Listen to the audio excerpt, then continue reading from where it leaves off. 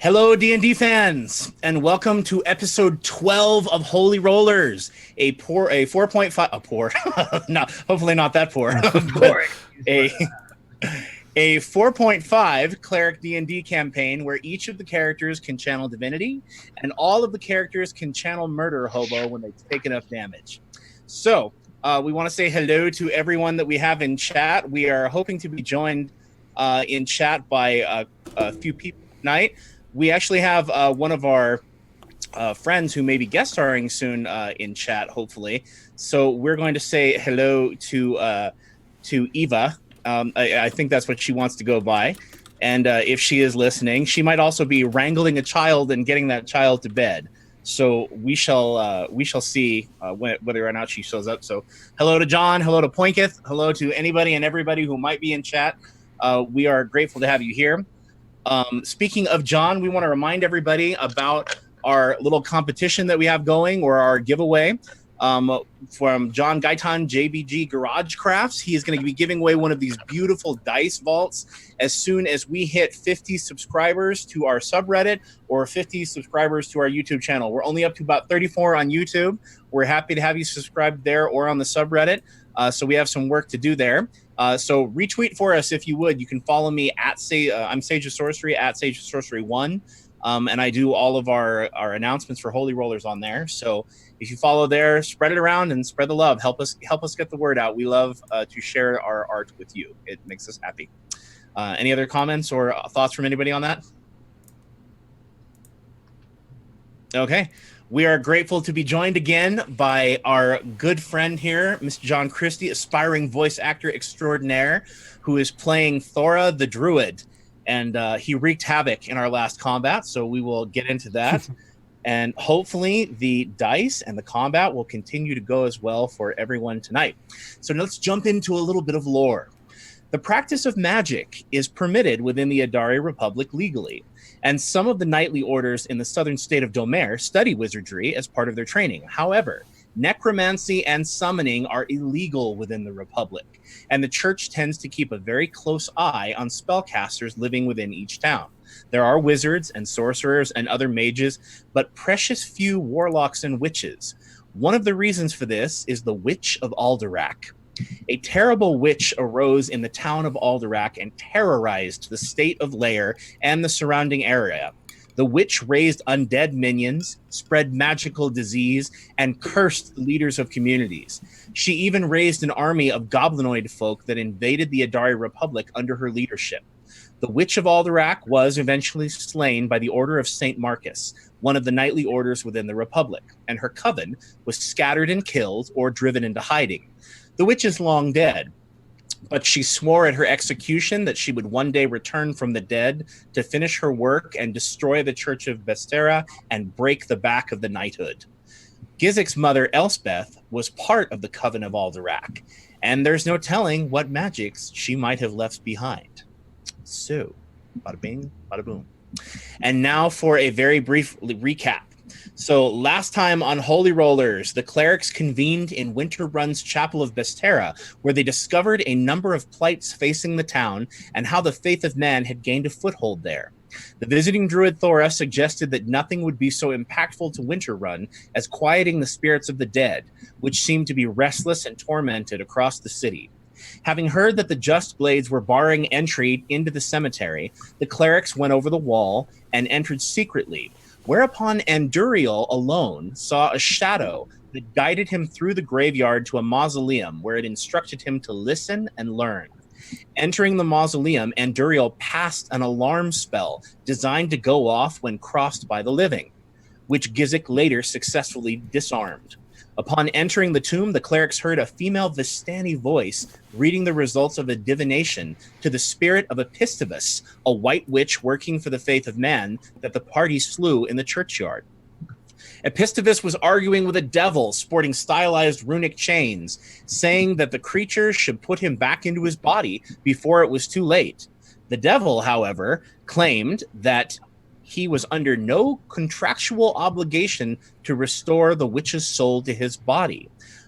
Therefore, Thora sent an animal messenger to the chapel, instructing the priests there to burn Epistovus's body. The party then attacked, and Thora used channel divinity to open up a chasm, dropping the chain devil, Epistovus, and the Vistani girl into it. Now we are at the top of initiative. Did I miss anything, fellows? Sounds about right to me, guys. There were scary corpses that hit people. Yes. Yes. Oh yeah, scary Yes. corpses. Yes, to give you an idea, this is our battleground right there. We are in right here, so you can kind of see where everybody is on the board. Those darkened squares across are the chasm that was created by Thora when he channeled divinity and used Sorrow of the Earth Mother. So that is what we're looking at right there, and that is the situation. We are at the top of initiative with Anduriel. Anduriel, my friend, hast thou any idea what thou wishest to do? Well, I have a few thoughts, a few, I don't know, urges Ooh, okay. concerning battle. Okay. The other ones are taken care of by my frogs. Okay. Okay. Let's see here. I know I'm up by in V. If you could just give me a refresher, V13. No problem. We have multiple people occupying that square.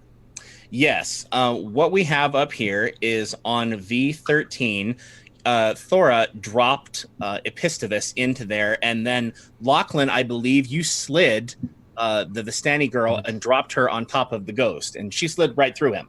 So okay. She's probably in the middle of ectoplasm. It's probably really gross, disturbing. Who knows? But I guarantee she's not enjoying it.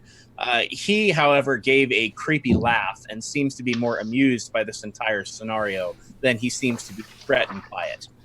So that is what you're looking at. Epistovus. Okay. Anduriel, I have a circle around you. Does that mean that you are prone for some reason? I shouldn't be. I rolled a save on something they got me with last time. I can't remember what it was, but I think okay. I think you'd mentioned you circled him to remind yourself that he was going first. Oh, okay. Alrighty. Circles. It's a circle of radiant loveliness that's going to heal him. Perfect. Well, From the guy who go works with for the Lord of Darkness. That's awesome. It's Okay. I did have a question before I start. I have a brooch on. This Yes. brooch, I never fully understood what it does for me. Is it just an HP add, or do you know? Yes, if you give me just one moment.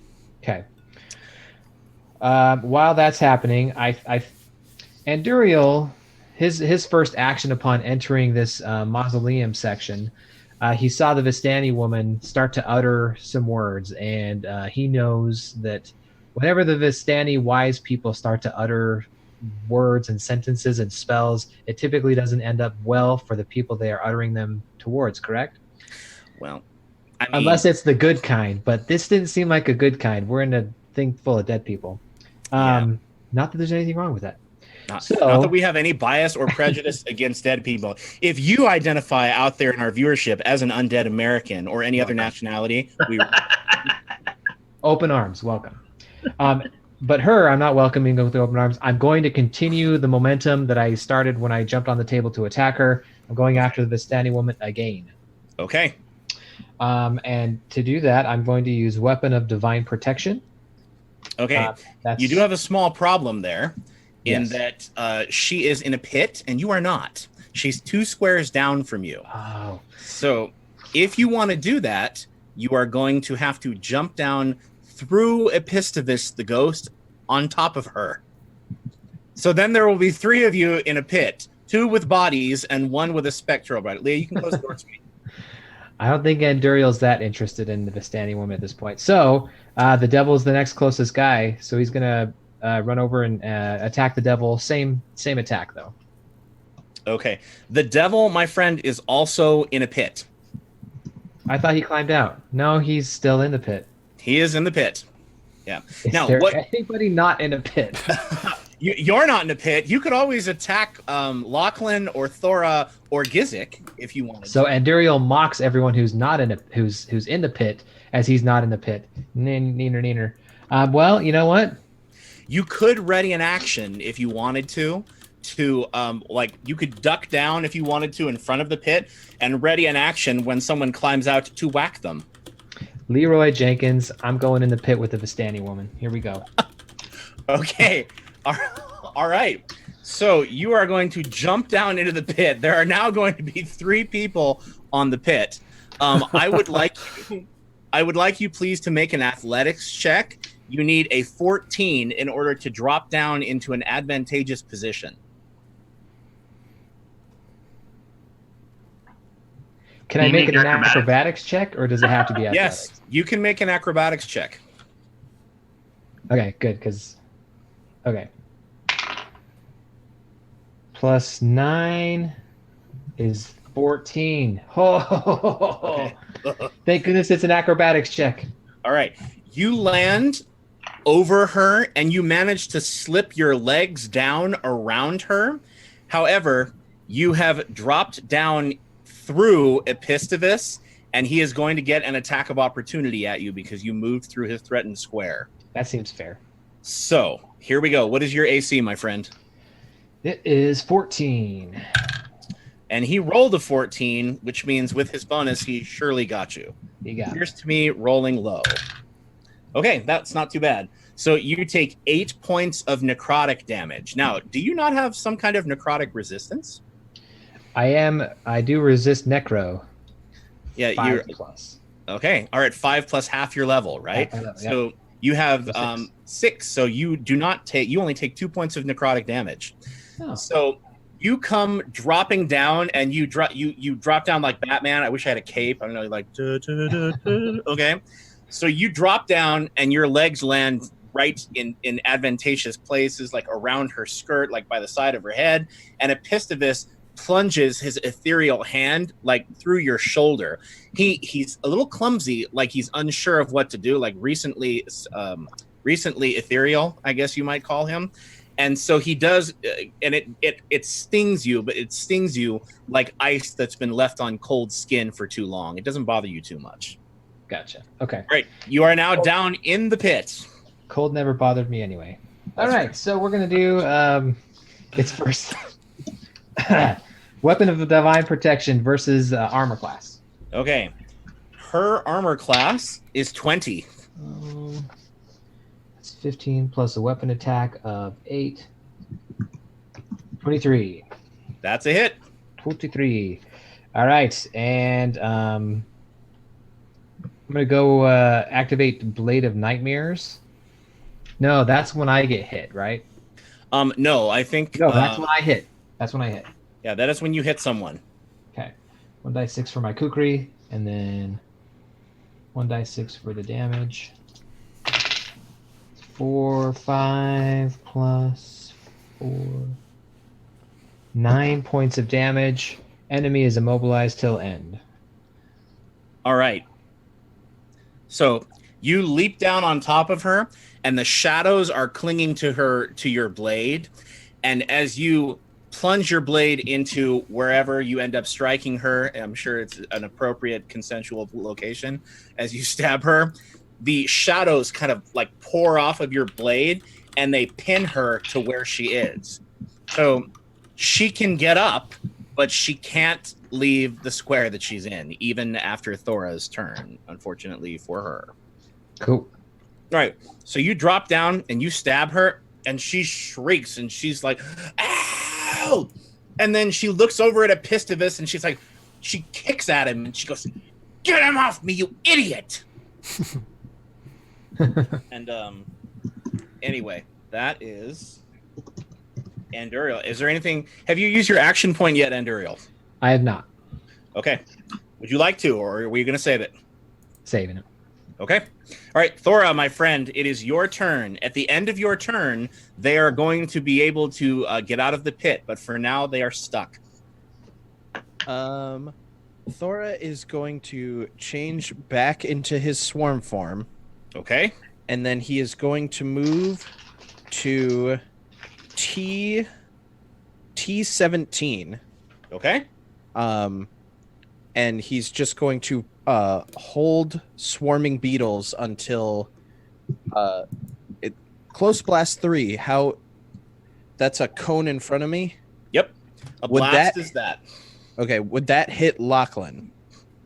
No, it would not. You can angle it down at the devil and hit the devil, the chain devil that is in the pit. Okay. If you just angle it properly, you won't hit him or Anduriel, unless you'd like to. No, I would like to avoid that. Okay. How to win friends and influence people. Right in action here. Okay.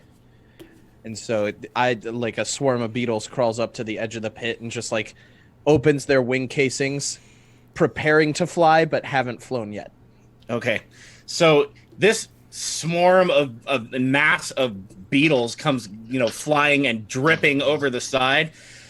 And he looks up and he sees it, and you see him, and he's kind of just like, he's stuck on the ground with his arms back like this, looking up, and he just rolls his eyes and tries to pull away, and just, he looks mildly irritated, but that's it. So if you would like, make your attack. Hello. Yes.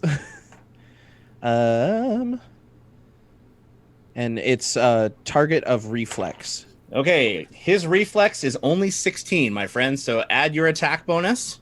That is exactly 16. Congratulations, it's contagious tonight. Nice. And it's 1d8 plus 5. That is 9 damage, and it creates a zone in the blast where enemies grant combat advantage. Okay. Well, that could come in handy. Yeah. Alrighty. I have thoroughly studied this character sheet. Alrighty then. Okay, so that zone with that entire pit in front of Anduriel, if we can get anybody else into the squares of that pit, we'll have combat advantage. But for now, anybody who attacks that devil has combat advantage. Woo. Okay.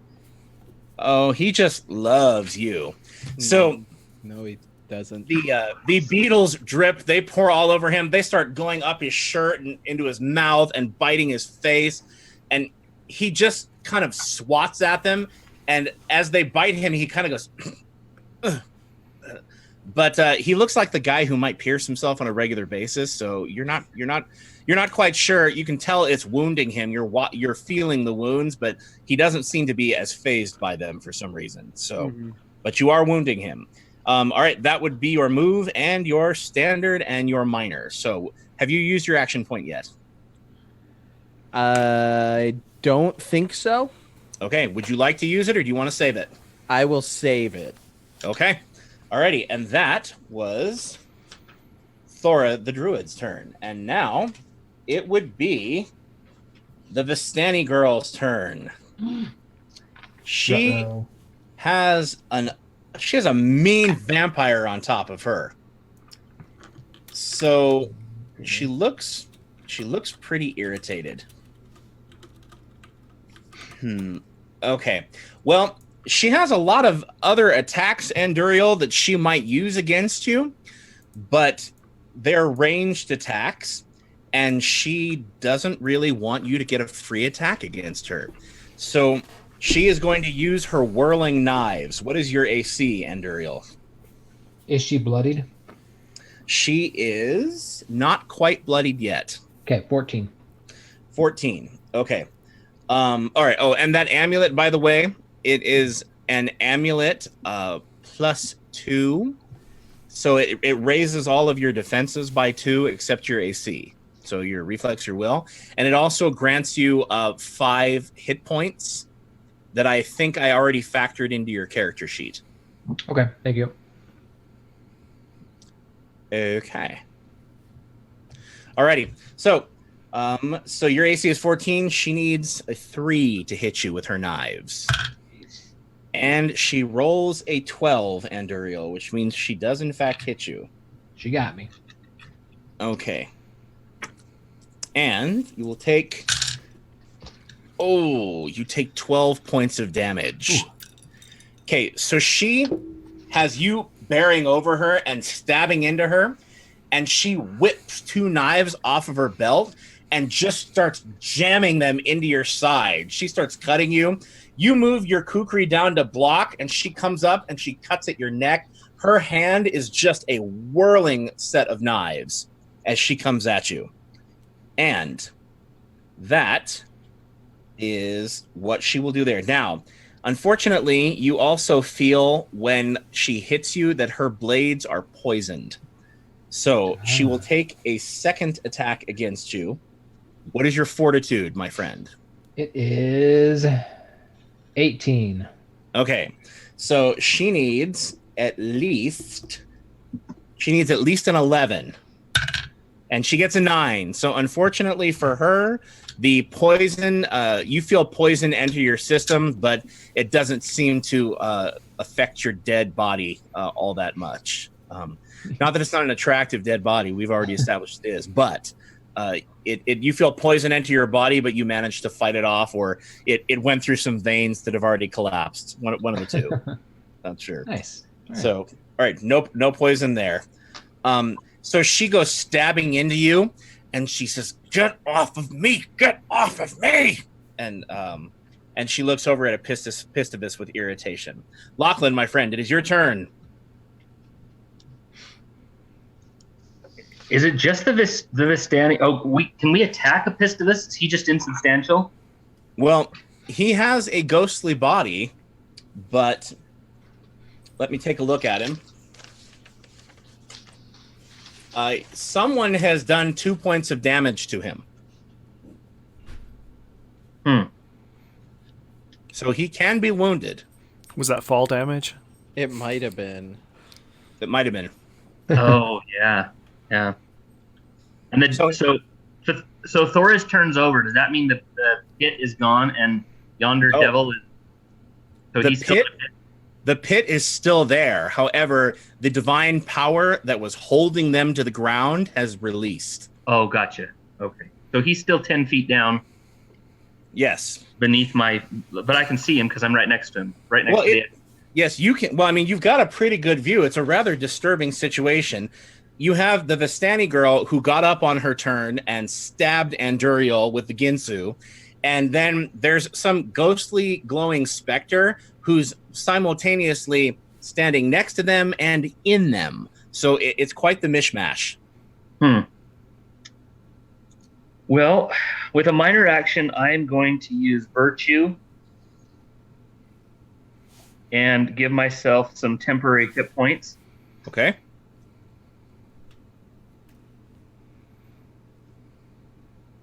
With my move action, so I guess what I mean is with my move action, I'm not going to provoke an attack of opportunity from the devil if I walk around the edge of this pit.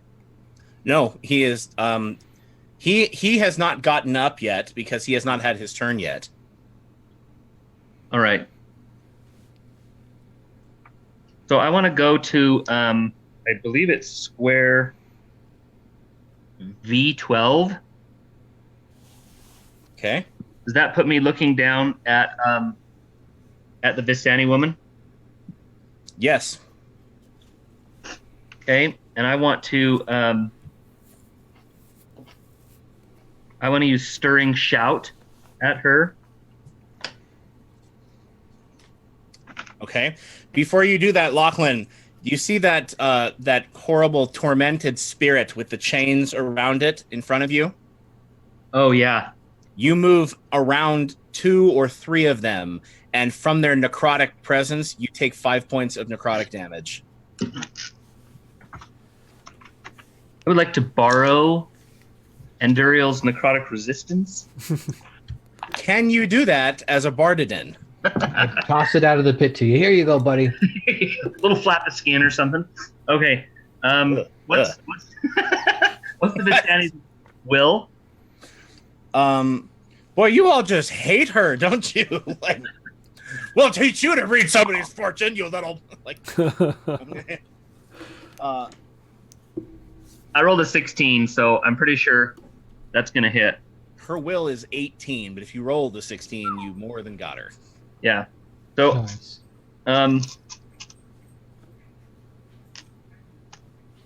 So this is called Stirring Shout.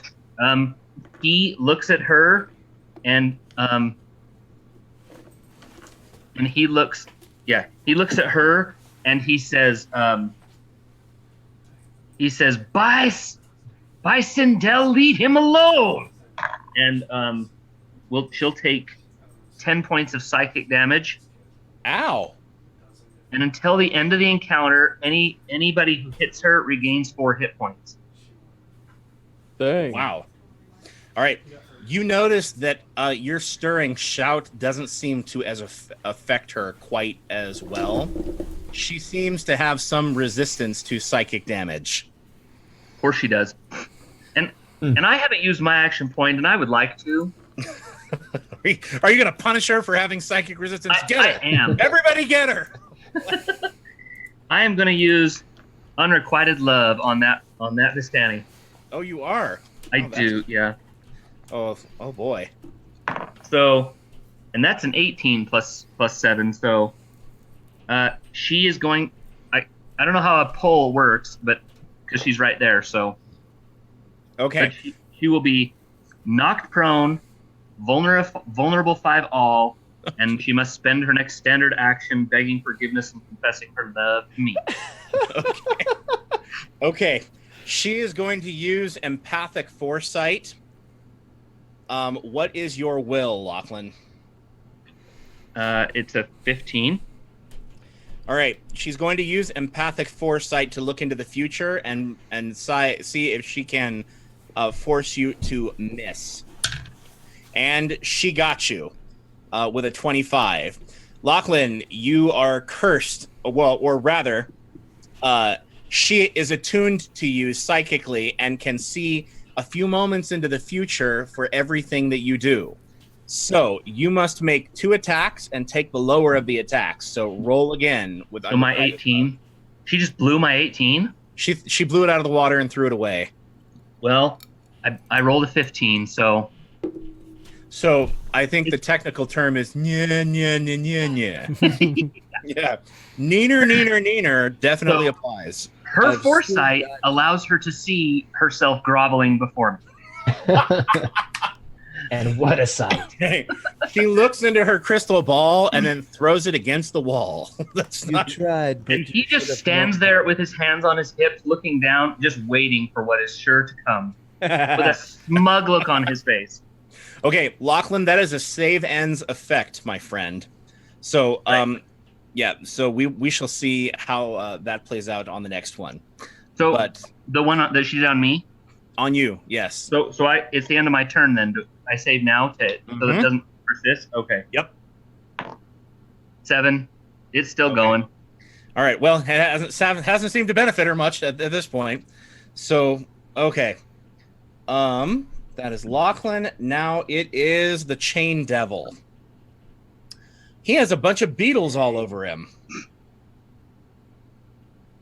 He really does not like that.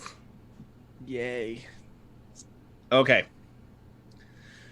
So the first thing he does is he takes one of the chains that is wrapped around him like a bracer, and he pulls on one of the chains and he whispers something into it. And from behind you or right next to you, Lachlan, that spirit of a peasant who's on the floor chained, rocking back and forth, moaning and looking like they're in pain, that spirit screams in rage and looks over at you, Lachlan, with murderous intent. And Stop beating up Lachlan. the spirit looks at you, Lachlan, and it stands up. It still has this chain on it, but a wild rage fills its eyes. And it's a male spirit, looks like some kind of a farmer, of some kind or another. And he looks at you and he says, I'm more worthy than you are. I'm better than you. With your death, I'll finally ascend, and the goddess will finally forgive me. And then he lunges at you. What is your AC, Lachlan? 17. Okay, he has a +8. He needs a 9. And he gets a 13. Lachlan, you take 8 points of necrotic damage as this spirit claws you. Jeez. Hey, Andrew, can you pass that thing again? Andrew, pass your necrotic resistance, please. I just passed it just a second ago. Okay. I just got it back. You kids can never keep anything clean around here. That is his minor action, unfortunately for you, Lachlan. No. Jeez. Okay, Thora. There it is. Okay, Thora, you are now within his aura. Are you? No, you did a blast attack. You are not. Mm-hmm. All right. 10 feet above. I'm scared. Thora, he is going to use hellish chains on you. Okay. What is your reflex? Reflex 14. All right. He has a +9, so no. he needs a 5. And unfortunately, he gets an 11, my friend. No. He hits you with his hellish chains. And you take... Sorry, I dropped these out of the dice vault. You take 6.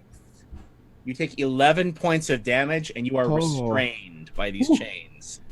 Oh. The devil mean business.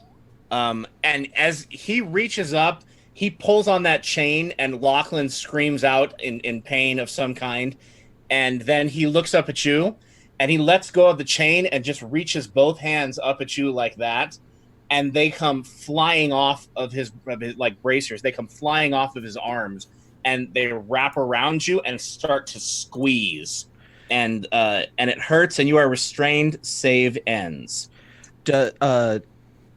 Is that affected by my reduction in damage because I'm in swarm form? Yes, you can reduce the damage of that attack, which is a good thing. That cuts the damage by 4. That's really good. That probably looks really weird, having like all this swarm of beetles, and he releases chains, and they wrap up beetles that drip out the side. I'm not sure, but maybe because it's magic, he kind of holds you to a humanoid form or something when he hits you with it. I was imagining like a big fishing net of chains. Okay, maybe he does the net instead, and he just throws out chains until he squishes beetle. I don't know. It's very strange. It's magic. It's Till he makes beetle juice. Beetlejuice? Oh no! Now he's here. You only said it twice, though. That's right. You have to say it 3 times. Don't do it. Don't do it. Don't you dare. Don't. John? I can't hand out my healing stuff anymore. You guys just stop it. Okay, Gizik, my friend, it is your turn. Yes. And I would suggest that you do something impactful, because Epistovus has not had his turn yet, and everybody is rocked. Okay. No pressure, though. No pressure. I will move next to the swarm of Thora. Okay. So that's Q17. Let's see, and I will bewitch the chain demon. All right, so that is a 26 versus Will. Okay, you are moving next to Thora, you said? Yes. So I assume that means I take damage? Yes, you will take 5 points of necrotic damage if you do that. Unless you could try to use your channel divinity power to free some of these souls. Have you used your channel divinity power today? I was about to, but not on them. Well, you don't have to. I mean, you can do what you want. Remember, when you use your channel divinity power, you become insubstantial. Yes. So you'd barely take any image from that. All right. Well, the chain demon is still granting combat advantage, right? Yes, he is. Okay. For the bewitch, I want to give him a -2 to his will. Did you hit him? I did hit him. I rolled 26 on the bewitch. Okay. So, yeah. Barely got him, nicked him. Okay. Just barely. All right. Yeah. Yeah, it's always nice to tell me when you're rolling to attack. Otherwise, you're like, I just do 30 points of damage to him. Did you roll any? That's not. No, I did say I said I was rolling, and then I'm sure. I'm old. I forget things. Okay. Okay. All right. You have bewitched the devil, and you are giving him vulnerability or -2 to will. -2 to will. Okay. All right. He has a 14 will. So I guess that leaves me with my standard action. Uh-huh. All right. Sigrund, you spiteful crone, give me the strength of my enemy, and I will grab my glowing green amulet and dissipate and turn into this glowing green mist that flows and surrounds him. He actually, his eyes go. The chain demon's eyes go a little wide when you do that. I kind of like demon possession, Given how he was laughing everything off, the fact that you're doing this, he's like, no. It's so, and I have dropped my pencil in my excited role playing. There we go. Okay. All right. And do you need his? This is an attack, right? Oh, it is an attack. I mean, so far that's an effect, but there is also an attack. If you want to get inside, there's an attack. So what does it target? It targets will. Okay, his will now is only 14 because you bewitched him. Get him. Take that. Oh. Yeah. Rolled a 17 plus 8. That's 25. Okay. All right. You have possessed the devil. I will steal my healing surge now. No point in using it, though. Okay. Okay, so now he's dominated. Yes, he is dominated. And that's my turn. And that is your turn. On his turn, you will be able to force him to do just about whatever you want within a reasonable basic action. So you could force him to reduce Thora, or release Thora. You could force him to do the Watusi. You could have him confess his unrequited dying love for Lachlan. That's I mean, okay. The Watusi's fine, but what about the Batusi? I'd like to see that. It's Jeffrey's choice. Okay. All right. Okay. So that would be Gizik's turn, and Epistovus will now take his turn. And what does he want to do? I don't think he's enjoying being next to you, Anduriel. And I don't think he's enjoying being next to Lachlan either. So Epistovus is going to shift into the dirt wall. Into the ground. He's going to shift into ground. And then he is going to take a move action. And you don't really know where he is because he's insubstantial and he moved through the wall, but you don't see him on the rest of his turn. Pooh. So, there you go. Tricky. Well, it is tricky, but when you're a witch and you cast distance spells, unlike Gizik, who doesn't have as many, it tends to pay not to be in melee with a vampire. So he's going to move away. Okay, Anduriel, we are back up to the top of initiative, my friend, and it is your turn. All right, let's do this. The Vistani woman hasn't been attacked recently, so maybe she's prone and vulnerable too. So yes, she can't even. At least a couple seconds. Anduriel, you've seen Lachlan do this several times now. She can't even look at you, so she's so maddeningly focused on him. Perfect. All right, I'm going to attack with Taste of Life. A vampire attack. All right. Her AC, is that what you're targeting? It targets Fortitude, actually. Okay, her Fortitude is 18. It's pretty high. Well, this one has a pretty good bonus to attack, so hopefully... However, she is prone, so you get a plus. You have combat advantage. That's a 20! Is that what I think? Okay. Roll to confirm. Okay. Hold on. Okay. All right. Breathe in. I mean, sorry, I should be in character. Okay. I knew that would happen. Okay. Perfect. And the Prince Charming shaking of your hair. Okay. That is a 16. Okay. And a 16 is exactly what you needed. Okay, right. Here goes the 6. Roll the 1d6. Come on, everybody think 6 thoughts. Everybody in the chat, everybody watching, everybody think 6. Oh, man! Is that a 6, my friend? That is a 6. I may have just unplugged my headphones there. Sorry. Is that a 6, Anduriel? That is a 6. All right. Are you going to bite her also? Oh yeah, I'm using Blood Drinker so I can get the healing surge. So Okay. All right, Anduriel. She gets knocked down, and she looks up at Lachlan with just like this. And while she's looking at Lachlan lovingly and reaching for him, about to burst into song or something, like, I don't know. What do you do?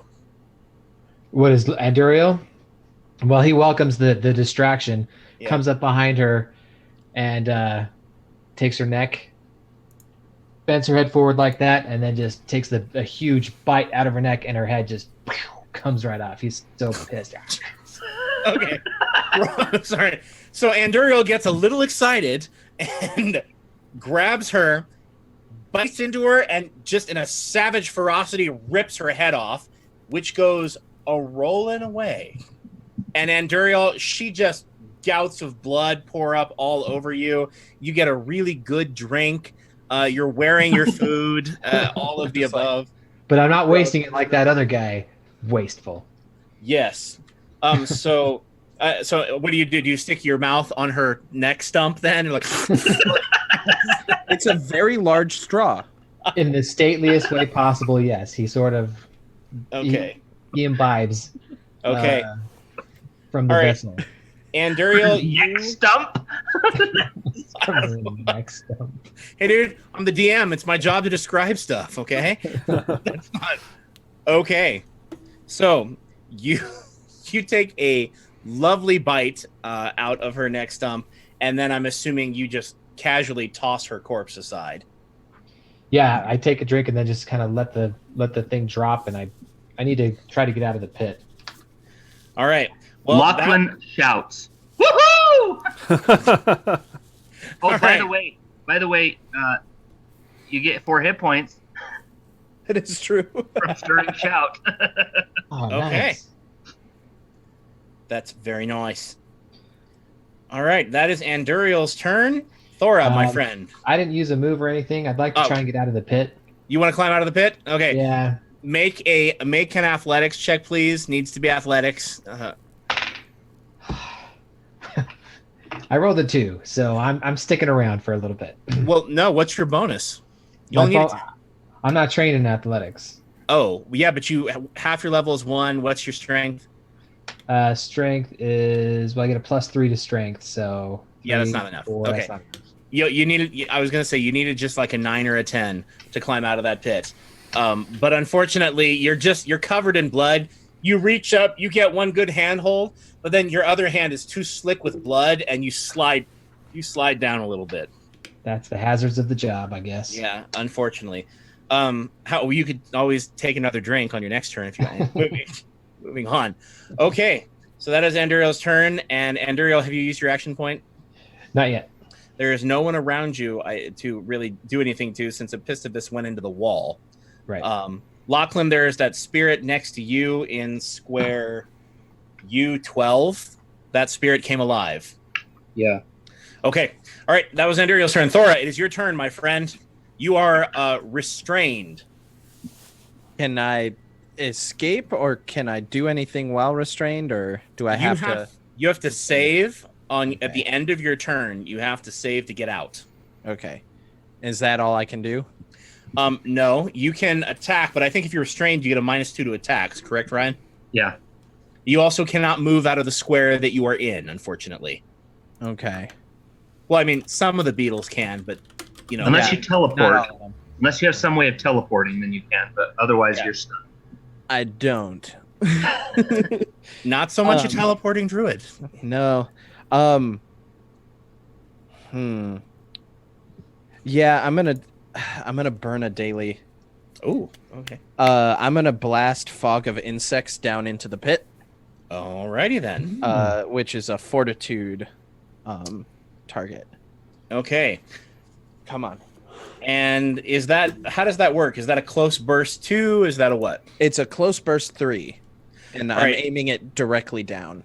Well, you could do that, but keep in mind that Gizik just went in that's true. the devil. That's true. You watched it happen. It was creepy as hell, but you did see it happen. Okay, instead then I'm going to wild shape back into my humanoid form.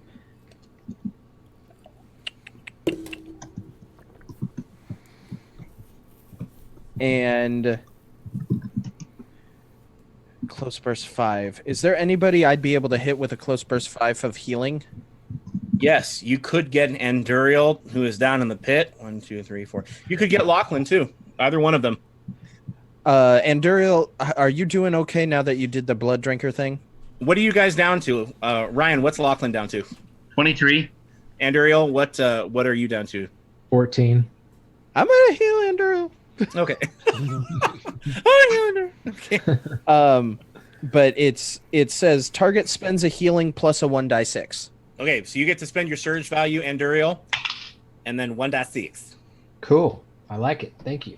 Okay. What did you roll on the 1d6, Anduriel? 5. Okay, that's unfortunate because it's John that rolls it. So Oh. Go for it. it's his healing power. John, if you don't roll the 5, everyone's gonna hate you now. It's a 6. Oh, beautiful. Nearly. Nice. They are hot this evening. Yeah. True. At least we assume we can't see him. And he's looking at me like, "Are you questioning my honor, sir?" No, I'm not questioning your honor. Maybe Jeff's. But that's no. Okay. And okay, so Anduriel, you heal up very nicely. What does your heal look like, Thora? I think he just speaks a druidic word, and there's a soft breeze. Okay. So Anduriel, your It's hair very is simple. usually stirred by a breeze that just follows you everywhere to give you that Fabio hair look. But this time a breeze hits you and dust is kicked up in the pit, but it wraps around you and all of a sudden your wounds start closing. It feels very nice. Yes, it does. And then I'm gonna try and escape this being held by chains thing. I would do that too. Roll the 1d20, you need a 10 or higher. I got a 15. Woo! Okay. Nice. So, Thora, you managed to move out of the chains, or you coalesced into your human form or your half elf, right? So you're just like, ugh! And the chains, they don't fall off you or break; they just kind of dissipate. So they are off of you now, which is a good thing because Yay. while you are chained, he can do other horrible things to you. Okay, all right, Thora, have you used your action point? I haven't, and I'm not 100% sure what that means. Means you get to take a second standard action on your turn. So you can do another attack if you wanted. I'm not, just because the chain devil is now possessed. I'm gonna stop is. for now. Okay, there is only one other person on the board right now. Epistivus has flown basically or melded into the wall. So you don't know where he is. Mm-hmm. And Anduriel and Lachlan have one of those spirits next to them in square 12U. So they have a weeping spirit in between both of them. Okay, just to let you know. All right, so that is Thora's turn. The Vistani girl is headless, so now it's Lachlan's turn. Lachlan, you never get to hear her sweet, sweet nothings whispered into your ear because she lacketh cabeza. Hold the head up and pretend. Do a little Hamlet, like, oh. But the last sight she saw was Lachlan's waiting face. So, And she was happy with it. yeah. So, can I attack this undead thing? Do you want to ask his consent, or are you just going to try it? Well, it's not just like it's not a figment. It's an actual thing, right? Are you asking me if it's an enemy and can be attacked? Yes, Do you have knowledge religion? I do. Make a knowledge religion check, my friend. That is 19. Okay, you are reasonably sure that this is a poltergeist. From the way that the spirit seems to be driven by negative emotions, and from the fact that he is able, or objects around him are kind of like levitating or jostling, you're sure he's a poltergeist, and therefore he has an ethereal body which can be attacked. Do I know of a way that I could use my knowledge of religion to like lay him to rest? or do I just need to kill it? You couldn't, because your deity has no power over spirits. Gizik could, if he chose to channel divinity, he could use that power to lay the spirit to rest. Anduriel doesn't have power over spirits. He has some power over death, but not undeath, which is what you're dealing with here. But what if he was very attractive in life? Then would I have some power? Are you asking me if he's a hot farmer? You're like, is this one of those like strangely gorgeous peasants? There goes the baker with his tray. Dang! Look at that baker. Howdy. Would you look at the rolls on? Y'all want some potatoes? I brought you my nice tractor. I'll be your huckleberry. Huckleberry. Yeah. All right. Well, enough of this nonsense. I'm just gonna use virtuous strike. Okay. Draw the sword and take a smack. All right. The poltergeist AC is only 13, my friend. Easy peasy. That's a 23. So this is a radiant. Does radiant damage? Is it gonna hurt him worse? Unfortunately, it is not. He's not that kind of undead. But he doesn't like it. No. It's still 14 points of radiant damage.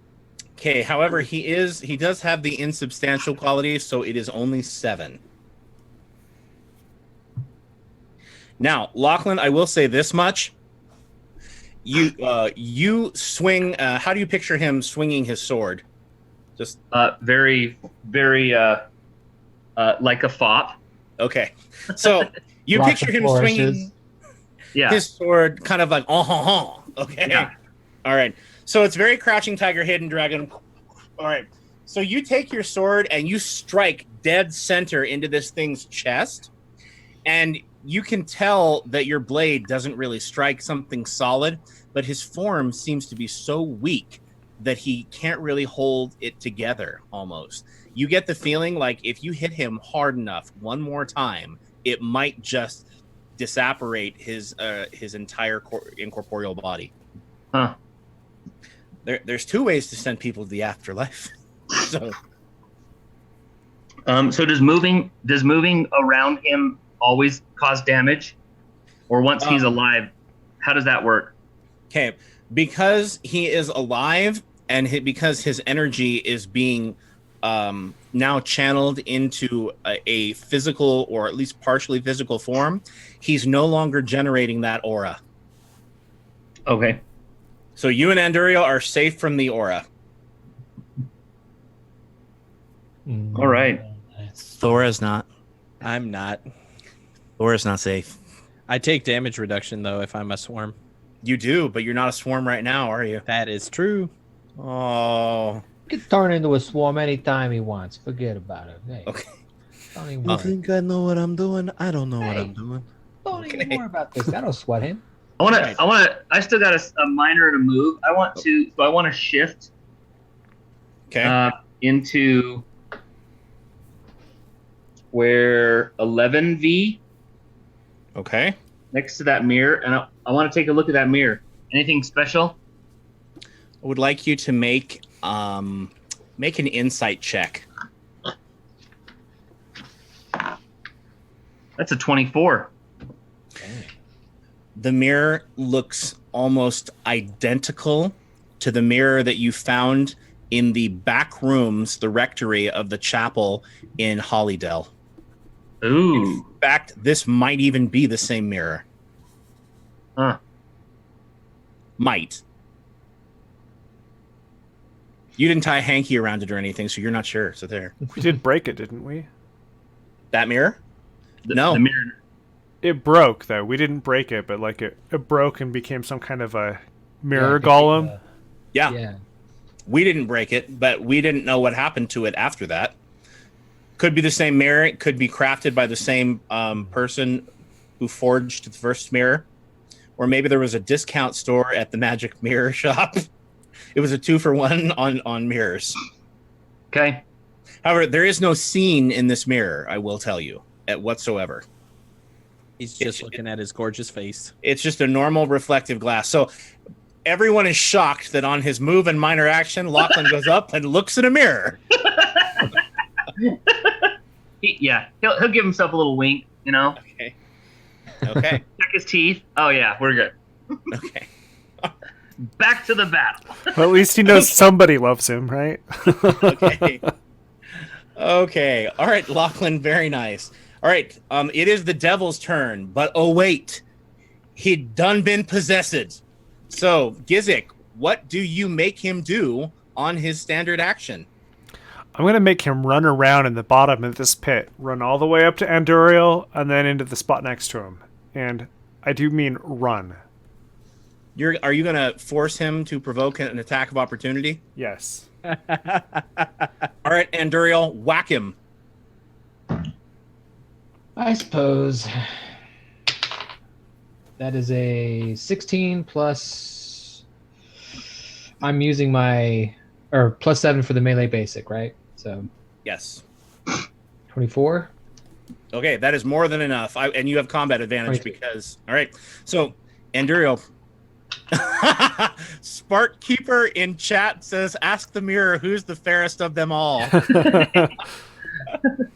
you, Lachlan Spark. assumes already. Lachlan doesn't need to ask that. Yeah, Love you. we love you, Sparky. Thanks for being in chat. Thanks for watching. We change it to who's the second fairest, please. Okay. Okay. All right, 1 die All 6 right. for the kukri attack. 5 plus the damage. 9 points of damage. Okay. Gizik, it hurts. You feel the pain, but for some reason, you just feel like maybe it's not going to last. Not for you, anyway. All right. So you cut him. This devil he's wearing chainmail armor. He's a chain devil. And it's nice chainmail armor too. It looks like it was custom made to fit his body. And it hurts. It hits him, and it hurts. Gizik, you wince in his body, but you only partially feel it. All right, what are you going to have him do on his move action, Gizik? I only get to do one action, right? Yeah, when you're dominated. Yeah. Okay. So, So that's his turn. That was a very effective attack on his part.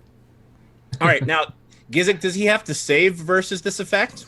Or is it No, it just ends on my turn. All right. Alrighty. So, what square does he end up in, Gizik?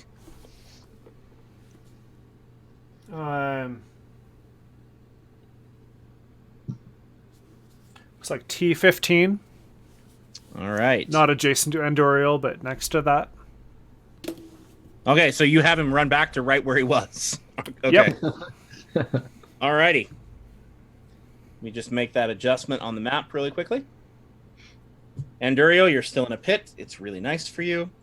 All right, that is Gizik's It's a turn. nice pit. It's not a bad pit. It's comfy. Alrighty. Now, Gizik, could you tell me what square... Oh, wait, you're not... Yeah, you'll tell me on your turn. Never mind. Alrighty. Gizik, your turn is over. Epistovus rises out of the ground. And he rises up in square 011. That was the demon's turn.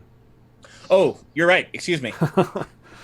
That's right. All right. So Gizik, on your turn, you rise up or you leave his body and wind up in what square?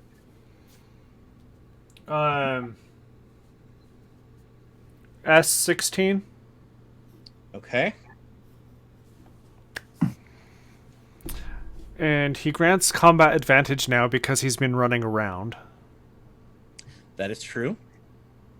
It really wasn't smart on his part to, waste his turn running. Wait, does S16 has a stick dude in it, doesn't it? It does, but it's not actually a corporeal presence. So gotcha, that's right. Unfortunately, Gizik, you are starting your turn in that aura. You take 5 points of necrotic damage.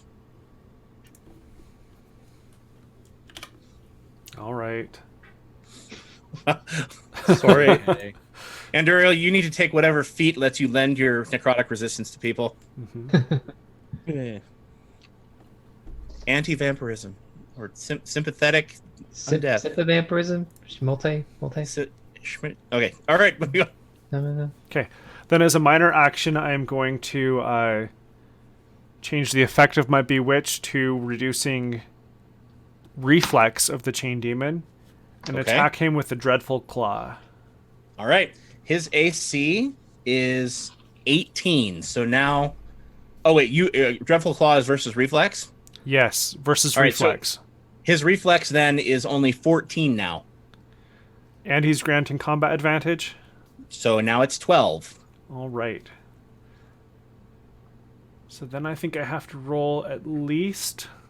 Well, not a 1, pretty much. Get it. I rolled a 14. Okay, so that should hit. Okay, that'll do. One weapon. So... Should be a 11 damage, and he is dazed until the end of my next turn and slid next to Anduriel. I am clear up in V13. Yeah, and he was in U14. All right. Okay. So he moved him one over. space towards Hey. you. So now he's next to you. All right. Okay. All right. So, Gizik, you just reach out and you claw right across his chest, tear into some of the chainmail, tear some of the links off of him, and you are actually quite a bit larger than he is. So you claw into him, and he's like, "Oh!" And he looks up at you, and he says, "Stupid beast, are you?" He says, "You have no idea what kind of power you're meddling with, both the hag or me." And that is what he says in bitterness on you. All right. I'm also going to move next to him. Okay. Well, you're already next to him. I slid him towards Anduriel. So then I stepped in. Okay. Gotcha. So it's Anduriel, then him, and then me, all in that pit. Okay. Everybody's really... It's very cozy. We all It's fell place into to the be, I pit. tell ya. It's a party pit. All right, Gizik, tell me what square you're ending in. All right, so that is T15. T15. Okay, that's where I have you. And then the devil, you're putting then in square U14? Yes, All right, and Anduriel is in square V13. exactly. Still. Okay. All right, so you guys are all like lined up like bowling pins, which is really great. And then Epistovus rises up out of the ground. He is in square 0 or O11. So he rises up right out of the sarcophagus and quite a distance a ways across the crypt from everyone else. And he looks up at you, Lachlan. Me? He looks up at you. I didn't rip And- anybody's head off. What a jerk. And no, you didn't, but he doesn't want to go into melee with Anduriel. So, Chicken. Lachlan, he is going to use his daily on you and cast Drowning Affliction. So, Lachlan, what is your fortitude, my friend? You mean it doesn't attack Will? Are you sure it doesn't attack Will? It's not that kind of water. 14. Oh, well, he rolled a 15, and with the bonus, I can bet you probably imagined that his spell takes effect. So he rises up out of the sarcophagus. Half of his body is actually still in the sarcophagus, and he starts casting a spell. And Lachlan, this is a little bit dank in here, but it's not that dry. So you're like, oh my gosh, it's wet. You look down at your feet, and water starts to swirl around you and rise, and it starts to cover you, and you begin to panic a little bit as it forces its way into your mouth, into your nostrils, into your ears, your ureter. I mean, everywhere. It's just really uncomfortable overall. And you take 10, Lachlan, you take 18 points of damage and ongoing damage 5 Oh man. Jiminy Christmas. as this thing tries to drown you. So Lachlan is drowning in a fountain of water that is attacking him. And Epistovus looks at you and he laughs and he goes, "It looks like I won't be the only one in the spirit world this day." And he chuckles slightly in bemused mirth. I don't think he's a good person. Are you judging him? He's a Is white that what- witch. He is. I know. Yeah, he's a white witch. He can heal. Come on. I don't like him. Okay. Well, you have the chance to do something about it right after Anduriel's turn. Anduriel. All right. Well, the devil's next to me, and Yes. next to him. The chain devil is next to you. He has a Gizik on one side and an Anduriel on the other. Therefore, he is granting combat advantage. Okay. Well, it's game time then. We're gonna do Swarm of Shadows. Oh, are you now? Yes, that's what I'm gonna do. Okay, that'll hit Gizik. Oh yes, because it's a blast, huh? It's a close pass 3. But, can't make an omelet. I don't. That's I'm not that angry. To where I'm. No, we'll go with a little bit more targeted attack then. I don't like doing Taste of Life on demons. They taste weird. not like chicken. It's got this oaky aftertaste. I don't know. It's anyways, Weapon of Divine Protection is what we're gonna go with here. All right. Well, that'll help Gizik. So go for it. Versus armor class. His AC is 18, but you have combat advantage, so it's 16. Okay. 17 plus weapon attack 8. So yeah, 17 plus 8 for weapon attack. So I hit there. More than enough. Okay. Sorry, can I interject for just a second? Spark added, demons taste like anchovies. Right? Disgusting, fishy, chalky, nasty. You don't want to mess around with that. Yeah. So. See, and then you'll have gypsy fish breath, and who wants that? I mean, that's I've already taken the head off a gypsy tonight. I don't need the anchovy flavor. Could we sell demon pizza? With pineapple on it, probably. 11 points of damage. okay. On that one.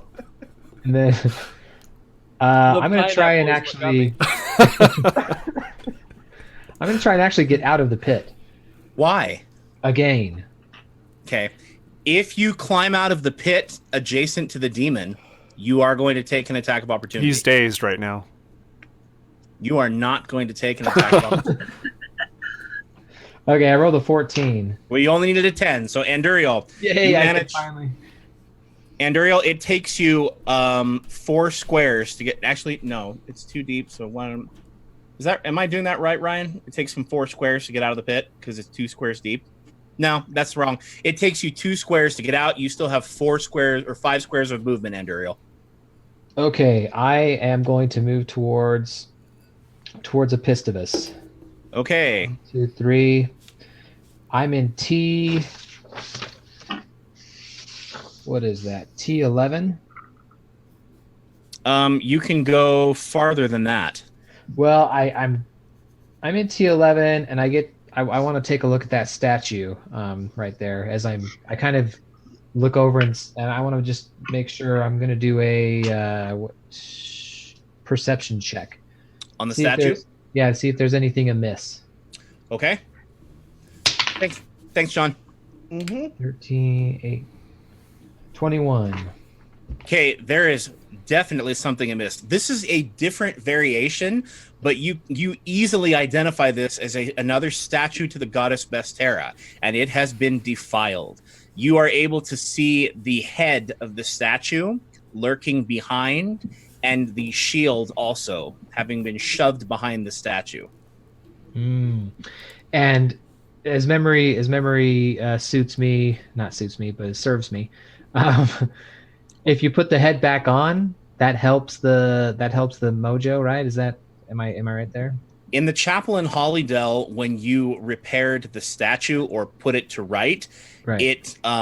it took out it helped restore the sanctity of the hallowed ground. Okay. All right. So it protected the ground. Protect the ground. Oh, hey, Anduriel. Speaking of which, Anduriel, you're still on graveyard soil. Have you been adding your +1 to attack and damage? I have not. But All right, that's so awesome. you have Give hit that Vistani. You give that Vistani one more point of damage. no. Anduriel, you've hit the devil now twice, so I will take off 2 more points of damage. Or have you hit him thrice? I've only hit him twice. Okay. So And I run over and kick the corpse of the Vistani. Okay. All right. So not only have you removed her head, but you also take a finger or two. One of those two. Take that, lady. Yeah. Okay, well that's Enduriel's turn. Thank you. That'll teach you to read fortunes. Why don't you take your tea leaves and shove them, lady? That's not. I really hope you were going to say something like a curse and not like order us a pizza or something. Boy, would my face be red. Well, she might have cursed you. She might have cursed you with her death curse, but you ripped her head off. So Cool. Okay. Alrighty, that's all you're gonna do. All right, that is Anduriel's turn. Thora, it's your turn, my friend. You take 5 points of damage. Okay. Of necrotic damage. From the aura. You are right smack dab in the middle of 3 of these tortured spirits. Gotcha. I just wanted to make sure I knew where it was coming from. So Thora's going to shift back into his wild shape. Okay. And then he is going to move to P11. Because he's going after Epistovus now. Why does everyone want to go after Epistovus all of a sudden? Because I don't like him because he's hurting the guy who is admiring himself in the mirror. 1, 2, 3, 4, 5. All right, you're gonna have to run to do that. You said P11? Yeah, he wants to be in P11. Okay. Is that not 6 squares? I don't think so. 1, 2, 3, 4, 5, 6. I count 7. 7. Okay. I'm miscounting then. That was my bad. You can be right. You can be 1 back in Q12. Q12. Yeah, I'll do that then. Okay. You won't be able to use a melee attack, but I think you have other tricks up your sleeve. A close burst 3, would that hit him? That would hit him and Enduriel. I want to hit Enduriel. You don't? Yeah, Enduriel's in I'm T11. 11. I should be okay. Oh, you're in T11, not T12. Yeah, I got you. I'm Okay. T11. Okay. Well, then I'm going to use Fog of Insects on Epistovus. All right, get him. A close burst 3. It targets Fortitude. All right, Epistovus's fortitude is only 14. What'd you get? That's a natural 20. All right, roll to confirm, my friend. So I roll a second Please. D20? You roll Yes. another die 20. If you hit her, you get to roll the magical 1 die 6. That's a 1. Well, we can't rip someone's head off every round, my friend. That's true. I know, but I would love to see Epistovus get an auto kill twice. That Right? would be fun. Hey, Sparky says she was about to order you an anchovy and pineapple pizza, so good thing you stopped her. No, demon and pineapple. Yeah, demon and pineapple, yeah. That is 13 points of damage.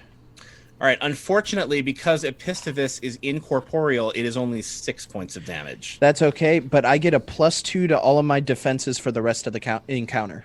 Beautiful. It's beautiful. All right. So Thora, you run over and you're kind of like moving around these tortured spirits, and then your body just explodes into this cloud of insects. And except as you assume this kind of pile of insects, then they explode yet further. And Epistovus, he's not used to being dead. He's like, ah. He starts batting at the bees, but they are swarming all over him, and he is covered in a pile of scarabs and beetles and insects. And you guys, you've lost sight of Epistovus in this cloud. And that is Thora's turn. And Thora, have you used your action point? I have not. Do you want to? I don't think I'm I can actually, because I have another close blast 3 I can use. You do. I am going to use swarming beetles, which is a target's reflex. Okay. His reflex is 14. That's 15. You got him. And that's 1. And that's another 8 points of damage. So 4 points of damage. Yep. And in this zone, he grants combat advantage now. All right. All right. So Epistivus is yelling inside this cloud of insects that is just slowly but surely devouring him. Okay. All right. He's still got plenty of hit points, but you are wearing him down, my friend. Alrighty, that is Thor's turn. Having used his action point, Lachlan, it's your turn, Lachlan. Lachlan, you take 5 points of damage. Oh, I know. And you're drowning. So if you want to try to sing, it's gonna be a mermaid shanty.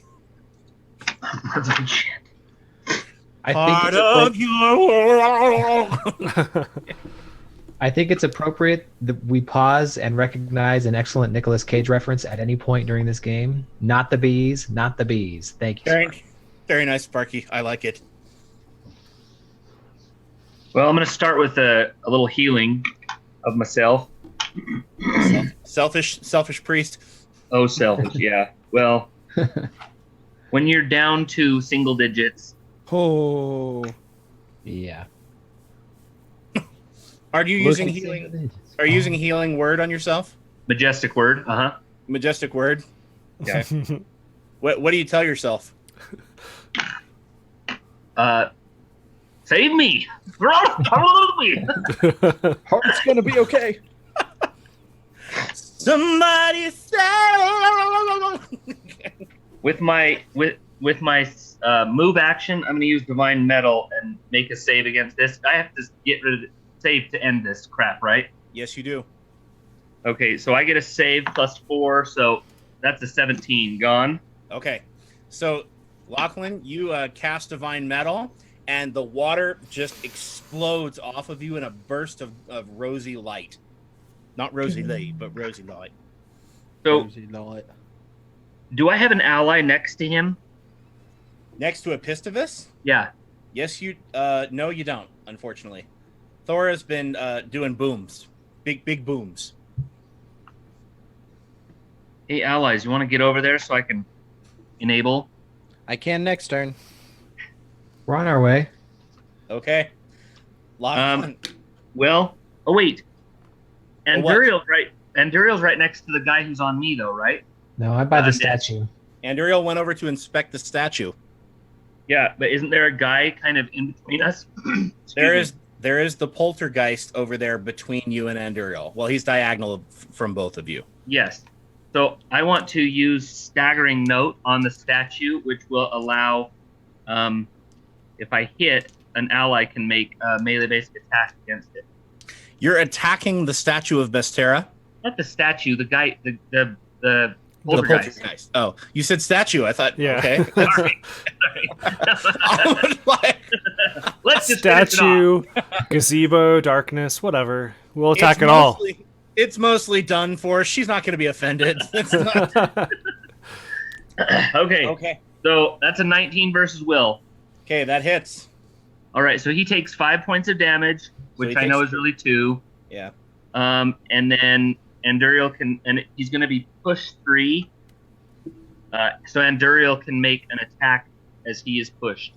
All right, the poltergeist Anduriel moves away from you, and you can make an attack.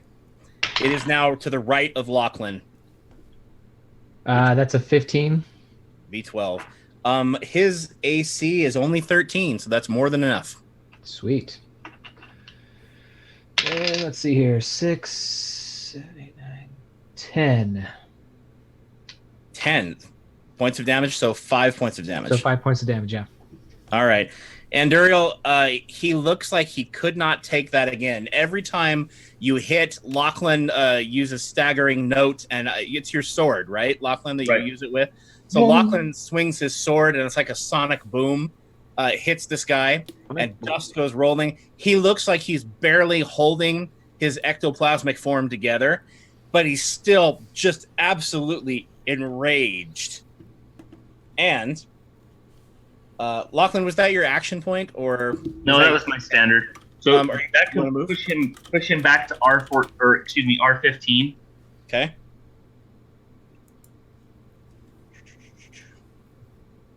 All right, so there's now a poltergeist there. That square on U12 no longer has a spirit in it, so you can cross it out. Yeah. All right. All right. Feeling better. Okay, feeling better. Got the poltergeist away from you. Except now, Lachlan, with your turn being done, or do you want to move, Lachlan, anywhere? Or are you gonna? I can't. I use my move and my minor. All right. So Plus, then there's the mirror right there. So it is now the devil's turn. Down in the pit. Well, he's tired of being in the pit, so he's gonna actually look at him. He does not fly, so he's gonna climb out, and he doesn't manage it. So he takes a move action, and he just can't quite get himself out of the pit. It's a we've all been there. And he is going to. So does that mean I don't get an attack of opportunity then, because he didn't actually leave? Well, what he'll do is shift back to where Anduriel was to get away from you and try to climb up. Unfortunately, he is unsuccessful. There's his move and his standard. He's still dazed. Oh, that's right. So he can shift away, and that's it. Okay, well, that is going to change things, I think, for him. I'm going to keep him dazed as long as I can. All right, well, I think he's irritated with you, Gizik, and he's going to take it out on you. He is going to use Spirit Pull on you, and he's going to try to yank your spirit from your body. What is your fortitude, Gizik? 16. All right. Unfortunately for him, he only rolled a 5, which means he gets a total of 12.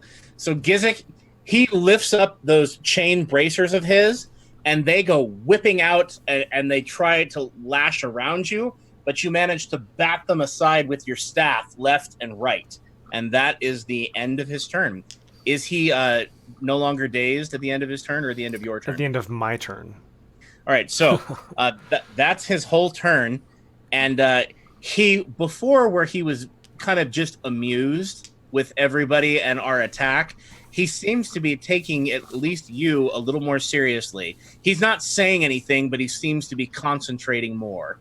So you've gotten to him, is what I'm telling you. All right, that would be the devil's turn. And now, Gizik, it is your turn, my friend. Okay, I will change the Bewitch effect. Now his AC is reduced by 2. Okay, he has an AC of 16. Okay, and I'm going to attack him with Hag's Hunger. Okay. Looks like one of those is a 29, the other one's a 13. Okay, miss and a hit.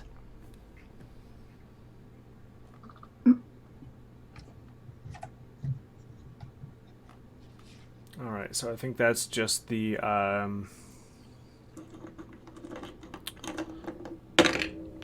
Oh man, that's not a lot of damage. It's 1d4 plus your implement bonus. 1d4. This says it's... Or whatever your weapon. claw damage is. Yeah. Okay, yeah, so that's a d8 plus the implement, so... 1d8 plus 2. 5 damage. Okay. And he's not ethereal. And I'm going to make that a surprise strike because he's granting combat advantage, which means he's dazed for another round. Surprise! And Oh, he loves you. I'll use an action point. Ooh, if I have okay. that on my sheet anywhere. All right. I know. Okay, and I'll do Hag's Hunger again. kind of a similar roll. So it's a 23 and a 13. Hit and a miss.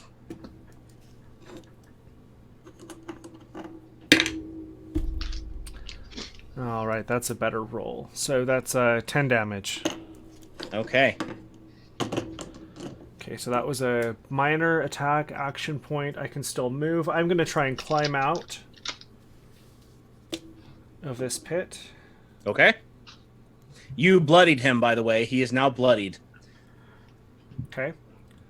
Good to know. All right, Okay, so Gizik. athletics. That's an 8. Athletics. All right, Gizik, unfortunately, because you are now adjacent to him, you are subject to his aura of confinement, and you have your speed reduced by 1d6. And if a 6 is rolled, the victim is immobilized by chains until the beginning of their next turn. And I rolled a 6. Okay.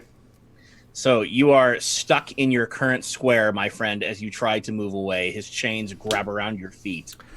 Oh, do I take another 5 damage that turn from being adjacent to that corpse down in the pit? Yes, you do, at the beginning of your turn. All right. This isn't going to... I won't be able to hold out very much longer next to this guy. Okay. So, do you have any potions? Yeah. Okay. Well, you have your move action, and you can't take it, so you could elect to use the move to drink a potion. So I can't even attempt to climb out. No. Okay, yes, I will take a potion. Good idea. I just have to remember, it's like 10 hit points, right? Yeah, you heal. You spend a healing surge, and you heal up 10 hit points. Okay. Where does that put you? 22. Okay. So 17 at the beginning of his turn, unless somebody does something on that. All right. And that is the Gizik's turn. We are now back to Epistivus. And Thora, you are an irritant. Yeah. With your freaking bugs. They're fun. So Spark would disagree. he... The bugs. Oh, All right. Can He I is s- going to... Go ahead. can I Jeffrey? save from that chain grab? Is that how I get out of it? No, it's just when you start your turn, I roll the 1d6 to see how many squares of movement you lose. Okay, so on my next turn, he'll have to roll the d6 again, right? Yes. Okay. Okay. So what does he want to do to you, Thora? Because you're not adjacent to him. Nope. Okay. He is going to use is he going to do that?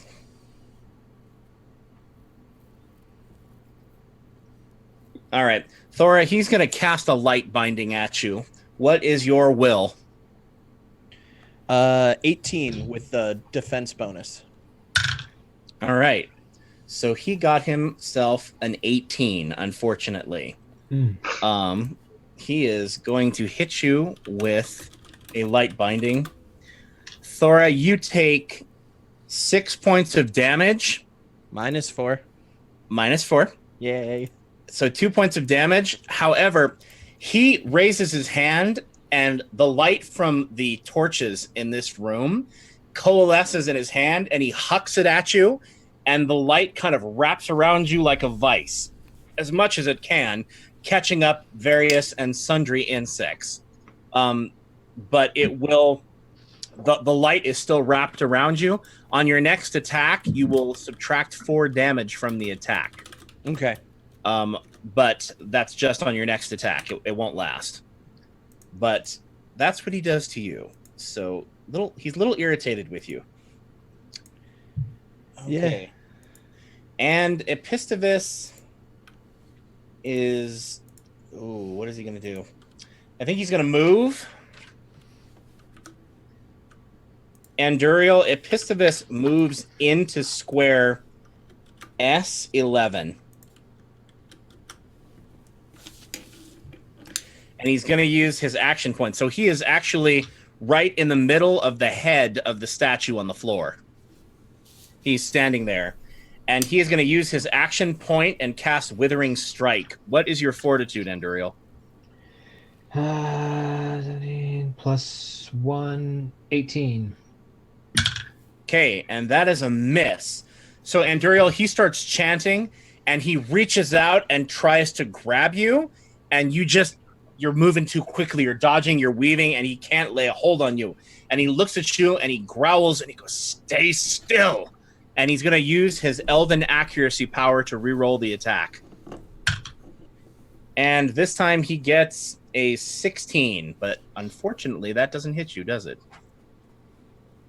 That doesn't Not hit tonight. you. Not in the graveyard. Your fortitude is too good, right? What is your fortitude? It's 18. Yeah, he can't get you, unfortunately. With the addition of the graveyard and then Okay. Alrighty then.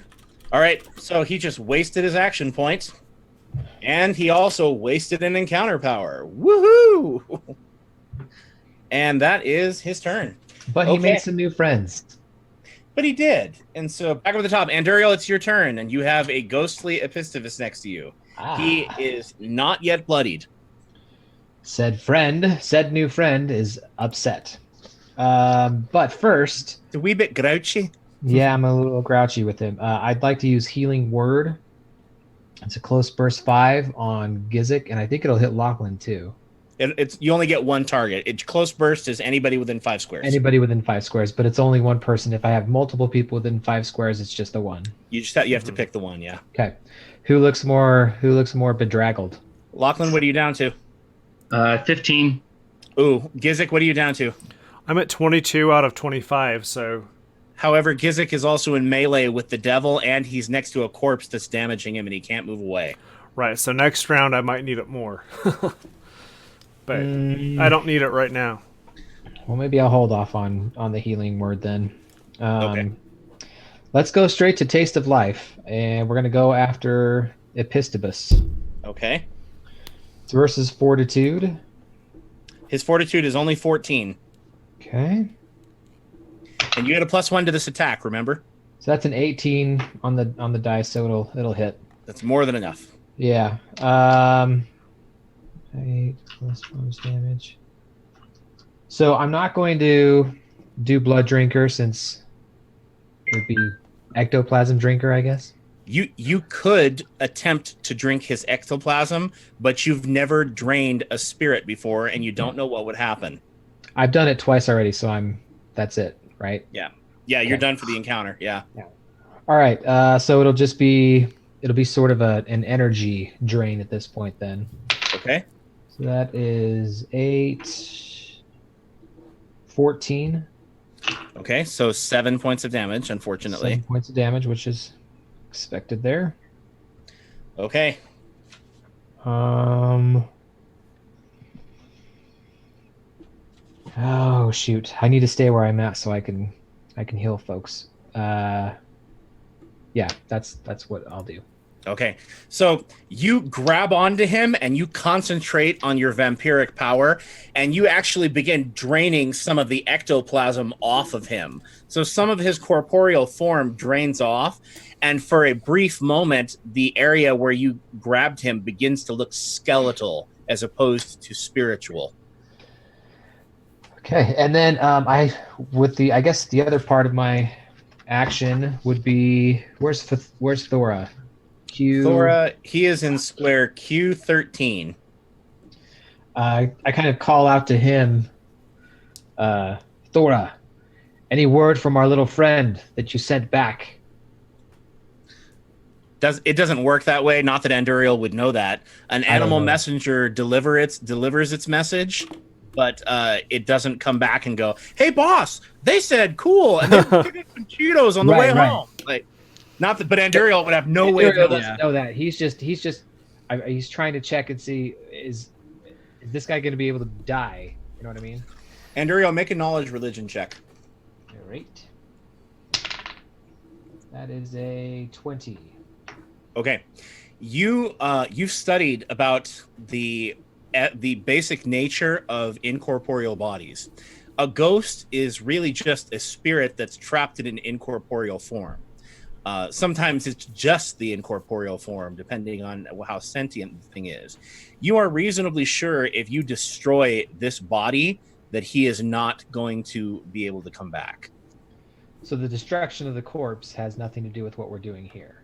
Not necessarily. This is what you believe. If you destroy his body, then he will not be able to return to it. And he certainly doesn't think. You certainly do not think that he has the power on his own to return to a dead body.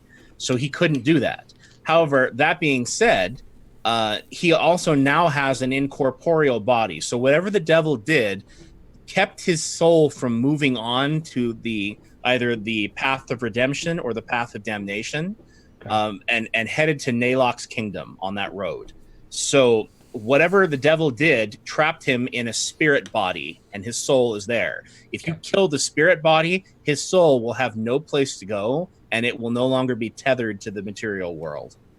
Then Ixnay on the Western Quay. Okay. All right. So Thora, I hope your chipmunk is doing okay. I just give a thumbs up to everybody. Good job. Okay. Yeah. All right. Alrighty, that is Anduriel's turn. Thora, it is your turn, my friend. Oh boy. Thora is going to move to R11 right below Epistivus. Okay. And he's going to use Savage Rend, which is a melee attack. All right. It targets reflex. All right. Epistivus' reflex is only 14, and you are flanking, so it's only 12. Well, that's a 12 on die. Well, you got him. Yeah. And that's 10 damage, and I can move him. If I move him into Anduriel's square, will he get an attack of opportunity? Is that how that works? You can't move him into an Occupied square. Okay. You can move him occupied if he's moving through an area occupied by an ally, but not through an enemy. Does the power say that you can slide him, or does it have to be a push or a pull? It says slide. You could slide him into square T12 next to Anduriel, and then he would get an attack of opportunity. All right, let's do that. All right, Anduriel, he is no longer between you. He is now next to you. All right. And Thora, you take 5 points of necrotic damage moving in between those spirits. Gotcha. So they're chained to the floor, they're groaning, but they are attacking. Okay, it's 17 on the melee basic. That is a hit. 4 plus 4, 8. 8 damage plus the reminder, so it's 4 damage. Did you add your +1 for being in a graveyard? So it's 5, but still, Okay. It's 9, but still Okay. 4 because you have to cut it. All right. He's got plenty of hit points left, but he is looking like his robe is looking ragged and tatters, and he's beginning to look more skeletal than he is looking ethereal, which is kind of scary for him. Okay, that would be Thora's turn. All right, Thora, very nicely done. And Lachlan, it is your turn. All right. So really, Epistivus is our target now. Well, he could be. The devil is vexing Gizik quite a bit. And there is a poltergeist. There's a poltergeist. Where is he now? You shoved him over to R15. R15, yeah. Yeah.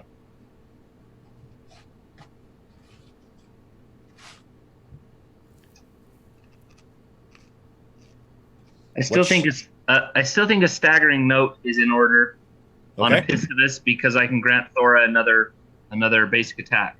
You mean Anduriel? Aren't they both next to him? No, he moved into T12 to the right of Anduriel. Oh.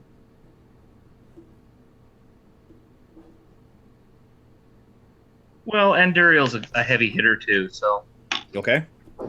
let's do it. All right, you're hitting him. All right, what is that target? Will. His will is 14. That's That's a 20. It's a dirty 20. Dirty 20. Okay, hits. How much damage? So 5 thunder, push 3, and ally can make a free basic attack. Go for it, Enduriel. That's a 15. Okay, that's a hit. So 10, that's 11, so 5 points of damage. All right. Total? Yeah, it was 11 total. Okay. So cut it in half. Oh, you were already subtracting for me. I got you. Okay. Yeah. Well, thank you so much for taking that heavy math off my plate there. Okay, that bloodies Epistivus, Enduriel. Oh, awesome. Oh, which means I can grant him 4 temporary hit points. Okay. I've got so many temporary hit points. That's good. Right. That's good. Okay. Well, the temporary hit points don't stack, JT. They replace each other. Just FYI. Right. Okay. Okay. So that would be Lachlan's turn. All right, and now it is the Devil's turn. Gizik, he is finding you to be an irritant. Quite vexing. Actually, Matt, I think I want to get some cover from the devil. You want to get cover from the devil? Actually, I want to move over to Georgia? To the head. Okay. And can I use a minor action just to pick it up? Or how big is this sucker? The head is not too big. It's the size of a normal human head, but it's made out of solid stone. So you could pick it up, but it's pretty heavy. What about the shield? The shield's heavier than the head is. Okay. Well, where can I get some cover? You could jump in the pit with the devil. No. No? I'm just, for now, I'm going to move to T10 next to Enduriel. All right. Enduriel, now you are sandwiched between Lachlan and Epistivus. Hopefully neither one of them is feeling particularly frisky. Okay. Here. And, all right, that is Lachlan's turn. Now it is the devil's turn. All right, Gizik, he is irritated with you. And so he is... What is he going to do? He's still dazed, isn't he, Gizik? He is. Which means he only gets one action, so he is going to... There's a lot that he can do, but he's got to hit you with a chain first. So he is going to try to hit you with his hellish chains. What is your AC? 16. All right, he has a +7. He needs a 9. And he gets an 11. Unfortunately, he got you. You are restrained. And let me roll 2 die 4. Ow, 7. You take 12 points of damage, and you are restrained. And he is going to use his minor action to try to soul trap you. He doesn't get a minor action. He's dazed. Oh, that's right. Very good. No minor action. Ha ha ha. Okay, so he lifts up again. This time, instead of lifting up his gauntlets, he grabs the chain that's kind of wrapped around his waist, and he just flings it out at you, and it wraps around you and begins to constrict, and then it sinks in, and you feel it gripping your soul and not just your body now. But that's all he can do on his turn, unfortunately for him. Gizik, it is your turn. All right. Well, that's another 5 damage, I guess. Unfortunately, it is another 5 damage. And your movement is reduced still by 6. And I'm restrained, so... And you are restrained. Not that I could move anyway. Yeah. Oh.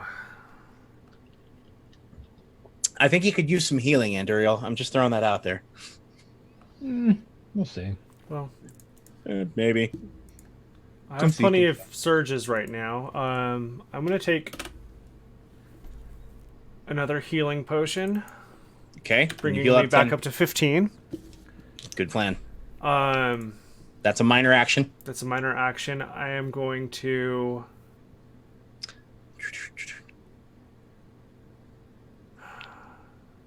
I'm going to attack him with Hag's Hunger again. Okay. So he's still granting combat advantage, but I'm also restrained, so those cancel each other out. So his AC is 18, my friend. But he also has a -2 penalty to his AC, so that's 16. So I have to roll 5s, I think. Go for it. I wish you luck. One of them is a 5. Okay. And the other one is... A 2. So I'll hit with one of those two. Okay. Yeah. For those of you in the audience who do not know, Hag's Hunger is a power that Ryan and I designed, and if you hit with both attacks, you get to add your another modifier bonus. Could be your strength or a constitution. Unfortunately, Gizik has not sealed the deal with that, and it is very frustrating. Yeah. So his that's left hand just is like it's like a T-Rex. so that's 8 damage. Okay. And It's nice to take off the full 8. I don't think there's anything else useful I could do. Well, I could take my last potion. With your move action? Yeah, you can do that. All right, I'm gonna have to make some more of these. Don't take it. Don't take it with your T-Rex hand, though. So this is Gizik in combat. Is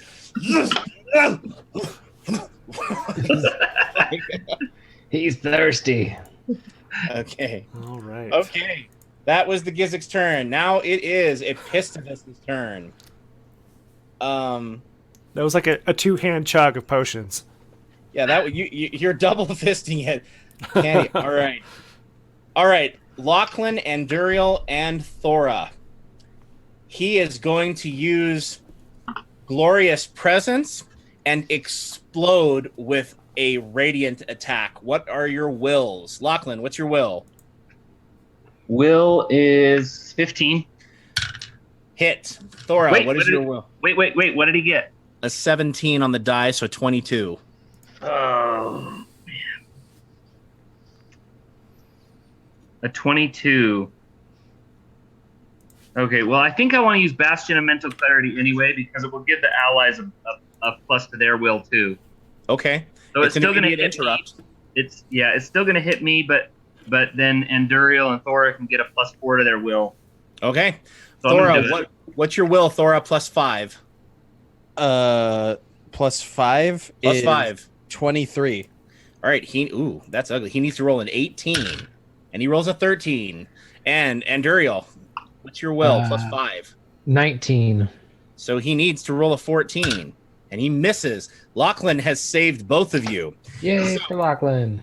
But not himself. It's very, very sacrificial, Lachlan. We appreciate you. So, Lachlan, you go chanting and yelling, or excuse me, Epistovus starts yelling out this chant, and he holds his hand up, and then he just goes, "Ugh!" and he bursts forth with this blinding radiant light. And Duriel, you just kind of hiss at it, even though you're not necessarily prone to it. It's pretty uncomfortable for you. But Lachlan concentrates. And Lachlan, is it some kind of a glow, or do you think you just take control of the light? It's just I tap into the minds of the allies and strengthen their will. Okay, so you feel Thora and Enduriel, you feel Lachlan's presence in your mind, and you almost get this mental image of him holding up his hands against the light, and for some reason, the light, it would hit you, but it stops right in front of you, and you're able to resist it. And that is Bastion of Mental Clarity. But what does it do to me? It hurts. Okay, Lachlan, my friend, you take 8 points of radiant damage.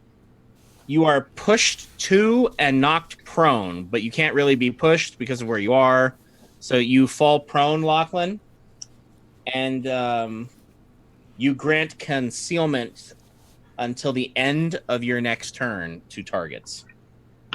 So you're gonna have a -2 to attack targets, and that is the Lachlan's turn, or that is Epistovus' turn. He is also, what is he gonna do? Anduriel, he is going to shift 1 away from you into square T13. Isn't that where Gizik is? No. Nope. Gizik's in the Piddock. And Anduriel, he is going to try to cast Bewitch on Lachlan. Lachlan, what is your will? Well, it's till the end of my next turn, so right now it's a 19. All right, he only got a 16, so he does not successfully bewitch you, unfortunately. All right, and that is Epistovus' turn. Back on the top, Anduriel, it's your turn. Okay, so clarify where Gizik is. Gizik is in the pit in square T15. 15. Oh. And the devil? The devil went down to Georgia. Sorry, I couldn't help it.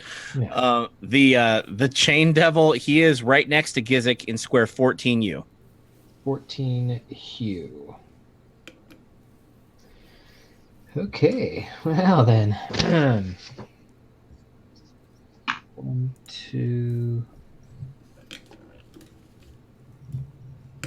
So if I do a close blast 3, I can get the devil and Epistovus without getting Gizik, since he's 1, 2, 3, 4 away Yes, you could. from me. Yep. That is what I shall do.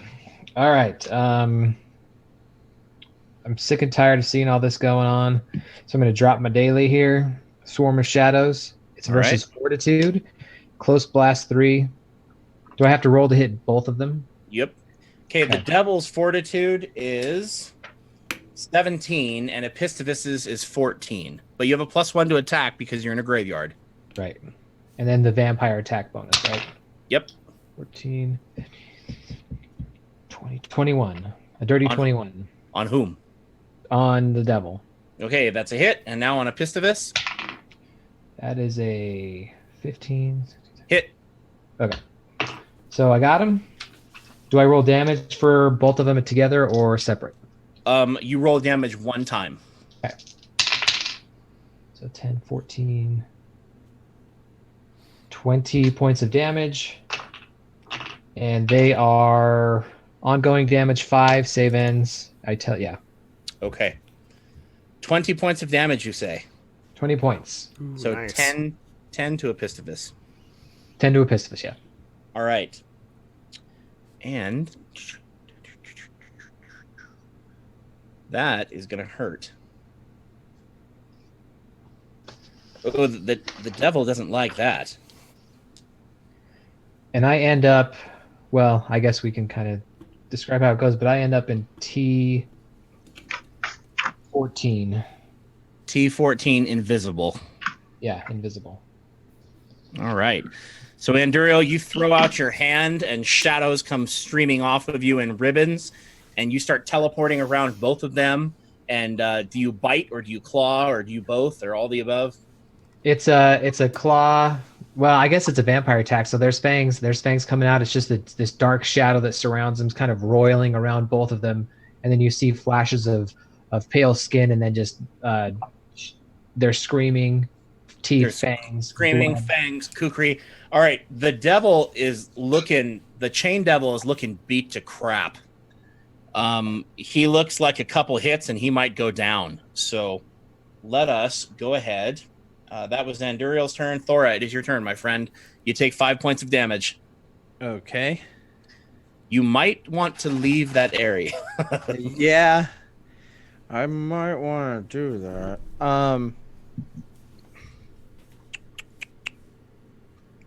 Remember that spirit that is in U12 is no longer there, so that would be a safe area for you to move into. U12. Okay.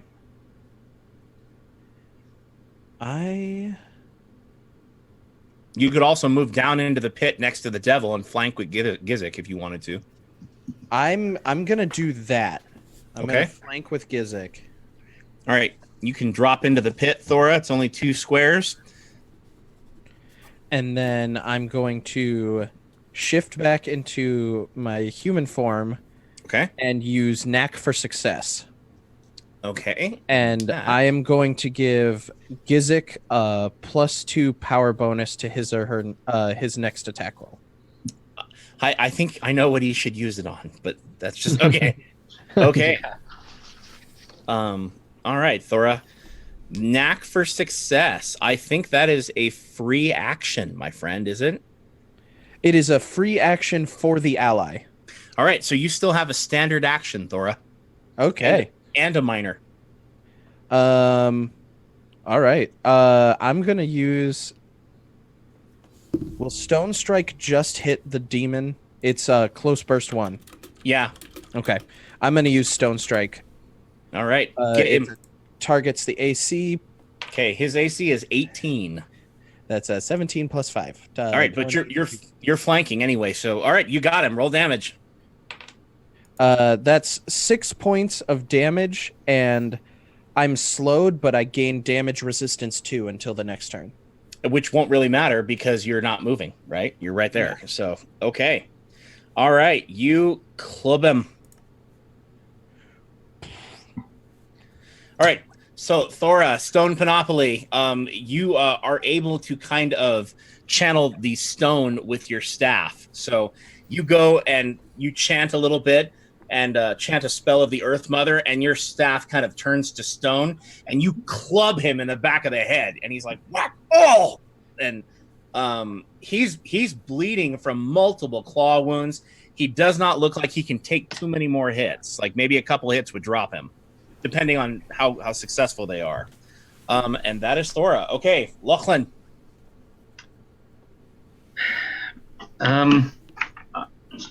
Well, why mess with a good thing? Let's just continue to grant some attacks. Okay, Epistivus, you got to hit Epistivus's will? Yes.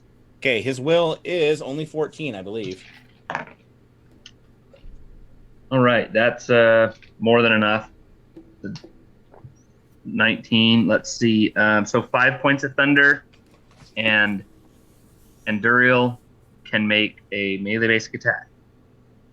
Okay. So. Whoops! Went out of the cough or the. There we go. 21. All right. 5. 11. So 5 points of damage. All right. So 2 points of damage. No, All I right. already did the subtraction. Oh, okay. All right. Epistivus is looking beat. He's looking really haggard.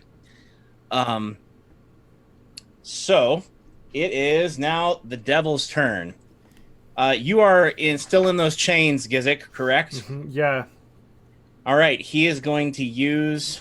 How do I get out of them? You have to save, my friend, Oh. to get out of them. Should I roll a saving throw for my last turn then? Yes, you should. Okay, that saves. All right. He's going to try to hit you with them again. Oh, What is your reflex, Gizik? I'm very fast. 12. He hits you again and wraps you up in those chains, unfortunately. You take 10 points of damage. Ouch. As once again, those chains, and you are restrained. And that is his turn. Anyway, he's Gizik slowly choking and like the life. You're bruised all over your body from where these chains have wrapped around you. You've managed to break out every time, but you know that if you don't break out, that he may be able to pull your spirit out of your body with them. So, anyway, that is... he is no longer dazed, correct? Correct. All right, that means he has his minor and his move. So, with his minor, he is going to try to soul trap you, Gizik. What is your will? 17. All right. And that is a 1, my friend. yes. Oh. Finally catch He's- a break. Oh, He's still got you in the chains, and he pulls back on them, but you've just leapt out of your body because of Sigrun's power too many times, and you feel your spirit in your body stronger than he does, and you easily pull away from it. And he growls in irritation. Not like he's desperate to finish you off, but just like, ugh, die already. And that is his turn. Gizik, it is your turn, my friend. More Okay. potion. Yeah. I need it, don't I? Do you have any more potions? I have a potion of Cure Light Wounds that I would rather not use unless I have to. Yeah. It's kind of a a little more situational, not as strong. I'm going to attack him again with Hag's Hunger. Okay. All right, so you said his AC is 18 His AC is 18. with a -2 penalty, which is 16, and then I'm combat advantage and restrained cancel, so 16. So, yep. Big money. All right, so I have to roll at least a 3. Remember, you have one? knack for success, so you can add +2 to one of these. Right. I thought it was just the next attack roll. It is the next attack. Okay. Roll. So then that is a... Yeah. 1 hit, 1 miss. 29. No, I've only rolled 1. Because one of them had the... Alright, so 29 and 27. Big money. Yes. All Big right. money. All right. Nice. Yes. Now you get to add your modifier bonus. So that's... Come on, Gizzy. Finish him off, Gizzy.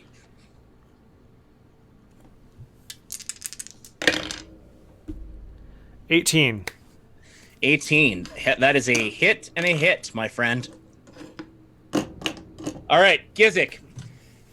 You are stuck in these chains, and he tries to pull you out of your body, and you fall all over him, and you slash down his throat, and like rip, and he's like, ah! And he looks up at you, and he smiles at you, and then you claw across his face, and you claw out his eyes, and he drops to the floor, and his body just kind of evaporates into a cloud of red mist that dissipates on the air. Yes. Booyah. Anyway, there is a noticeable change in the spirits that are all over this room, wailing and crying on the floor. They all look up at once. And they all look up at once and start looking around in bewilderment. Okay. Well, I can move now, so I'm going to try and climb out of the pit. Go for it. You only need a 10. Athletics check. That's a 20. Okay. I'm going to move... So 2 squares of movement to get out of the pit, and then you got 5 more squares. Or 4 more, excuse me. I'm going to move to Q15, I think. All right. And I don't have any kind of channel divinity left, but I am going to say a little prayer. I'm going to say, Sigrun, leave these bodies to rot and take their spirits into your service. Okay. You don't see anything noticeably happen, but their eyes kind of all go wide, and there's a sudden shift in the energy of the room. You can't quite tell what's happened, but there is a noticeable change in both how you feel and also a noticeable change in the expressions on their faces. And they all start kind of talking, but they're not making any sound. So you can't quite make out what they're saying. In any case. And that is Gizik's turn. All right. Epistivus runs. And Duriel, you get an attack of opportunity. 14. That is 19. Okay, that is a hit. All right. So 6, 10, 11, minus 5, 5. Okay, Epistivus runs. You barely cut into him, and he runs into the mirror. Oh. You don't become aware of anything strange that has happened running into the mirror. Like, it's the image in the mirror is still just a reflection of the room. So he might have just run through it, but he might have run into it. You really can't tell. Okay. But Epistivus is gone, the devil is dead, and the spirits of the people they're looking around and talking. They were chained to the floor by spectral chains, just like they were in Hollydell's chapel. And they all kind of stand up and they look around. And Duriel, you you have the feeling like if you said the prayer for the dead, that you might be able to help them move on to the path of redemption or the path of damnation, depending on their life. So I would like to take a minute and do that. Okay. Let's see here. Let's see, I don't have to roll, do I? Do I have to Nope. roll? Okay. So Anduriel kind of looks around and sees what's going on, and he says, "Brother of shadows, these souls have passed into your eternal light. Please humble them in your majesty as they meet your eternity." Okay. Very slowly but surely, they begin walking out of the room. And you can't really perceive. Some of them walk through the wall, and others of them take 2 steps and vanish. So you aren't quite sure, at what point they've moved on, but you get the distinct impression that they have all moved on, or at least left.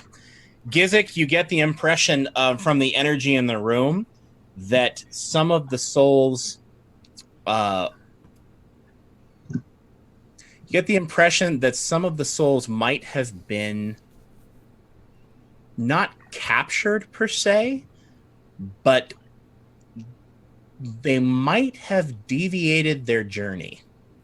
Now you are versed enough in the knowledge of Sigrund to know that she is very fond of making deals with souls that die and kind of intercepting them on the path of redemption. Now, Anduriel, you know from your theological studies that on the path of redemption or the path of damnation, whichever road the spirit takes, that they can be confronted by any scenario at all that the path itself or the gods choose to rebel. You also know sometimes devils will appear on the path of damnation and try to tempt the dead into leaving their afterlife and selling and returning. A number of things that can happen. But Gizik, you have reasons to suspect that maybe a couple people took Sigrund up on an offer. So who knows what she promised them. Anyway, you look around and there's a headless Vistani there, and quiet kind of settles over the tomb as all the spirits depart. Now, we are out of time here, but I will tell you one more thing that happens before you finish. So as the lull of battles dies down, you all kind of look around. And in the corner of the room, the opposite corner from the mirror, there is a bookshelf. And as the lull of battle dies down, your gaze is suddenly drawn to the corner of the burial chamber where you see a voluptuous, buxom woman in a red sequins evening gown that she is spilling out of, and a cascade of blonde curls draped over a fainting couch with pink velvet cushions and gold filigree. So she's just kind of lying back on this couch, and she smiles at you all invitingly, and you are reasonably sure that this woman and this couch were not there previously, and a soft white light is illuminating her like it's a spotlight. So she's almost like the flash dance with the water pull down, and she looks over at you and she says, "Go ahead and look, my lovelies. It's worth a few moments of your time."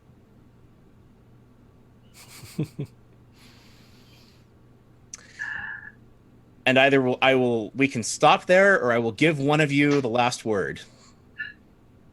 Saint Delia. Don't give it to Lachlan. Lachlan, make a knowledge religion check real quick. Let's see. You only need a 10. Well, that's a 24, so Okay. he knows her. All right, Lachlan, you are entirely sure that you are staring at the avatar of Saint Delia Adira, the demigoddess of beauty. And that is where we will end for the evening, gentlemen. Okay. All right, so we will now launch into Consider This. It is my turn for Consider This evening. So give me 1 second to open the document. I shall do so. And so before we launch into that, where is it? There we go. Okay. So for our consider this moment tonight, I would like you to consider this. I once had a counselor to my mission president when I was an LDS missionary in Dallas, ironically with Ryan. And during that time, we had a counselor to the mission president whose name was President Torres. He's kind of like an assistant to the president, not like a therapist counselor. And he once told me that refusing to admit when you make a mistake is a kind of learning disability. And that is something that has stayed with me for a very long time. And I now look at that whenever I run into someone, which ironically has happened really recently. Whenever I run into someone who's not capable of admitting that they made a mistake, who would rather just destroy all the relationships in their life than make a mistake or start a fight or anything to make it work in their mind so that they haven't been the one to err, I think of that now. And I think that it's a good reminder for me when I look at my mistakes. So I feel like how we view our own mistakes often determines the quality of our interactions with people. And I, as you know, speaking in matters of faith, I always feel like it changed my relationship with God once I started to realize he was less concerned about me having made the mistake and more concerned with helping me to not make them again, to fix them, or to take my next step, whatever that was. And once I started to kind of think of God as that kind of a person, it changed my ability to admit that I was wrong or that I made a mistake or say, yeah, you know what? I screwed that up, and not have it totally devastate my self-esteem. And I think that's what happens when we run into that mindset, or when we adopt it ourselves, that we're threatened by making our own mistakes. We learn from our mistakes. And I think that it's kind of changed for me. So consider it, think about the mindset, and think about how you emotionally react when you make a mistake or when you are confronted with one. Anything anybody would like to add to that? Yeah, I think that's exactly how you're never going to improve unless you can see where you're failing, right? You can just keep practicing, and as they say, practice makes permanent. So Yeah. unless you're actually evaluating what you're doing and looking for places to improve and get better, you're not going to. Yeah.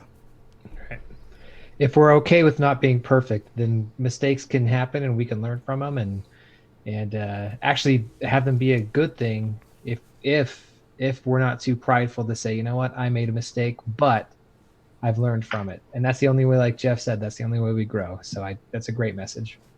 Yeah. And it's easier said than done, right? So, yeah, good stuff. Anything anybody else wants to add to that? No. Okay. All right. Well, awesome. So we want to thank John for joining us for 3 episodes here in his guest shot. John, thank you for making yourself available to us and freeing up your time.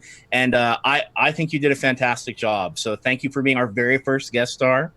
You will go down in history as the very first guest star on Holy Rollerz. And we wish you all kinds of luck in your voice acting endeavors, and you did a great job. So thank you for joining us. Thank you guys for having me. It was such a cool experience to be on stream. Yeah, we enjoyed having you, and I'm sure we'll see you again on stream at some point. So For sure. So take care, and to the rest of you, we say nerdiness is everywhere. There are more of us than there are of them. Have a good night. Good night. Good night.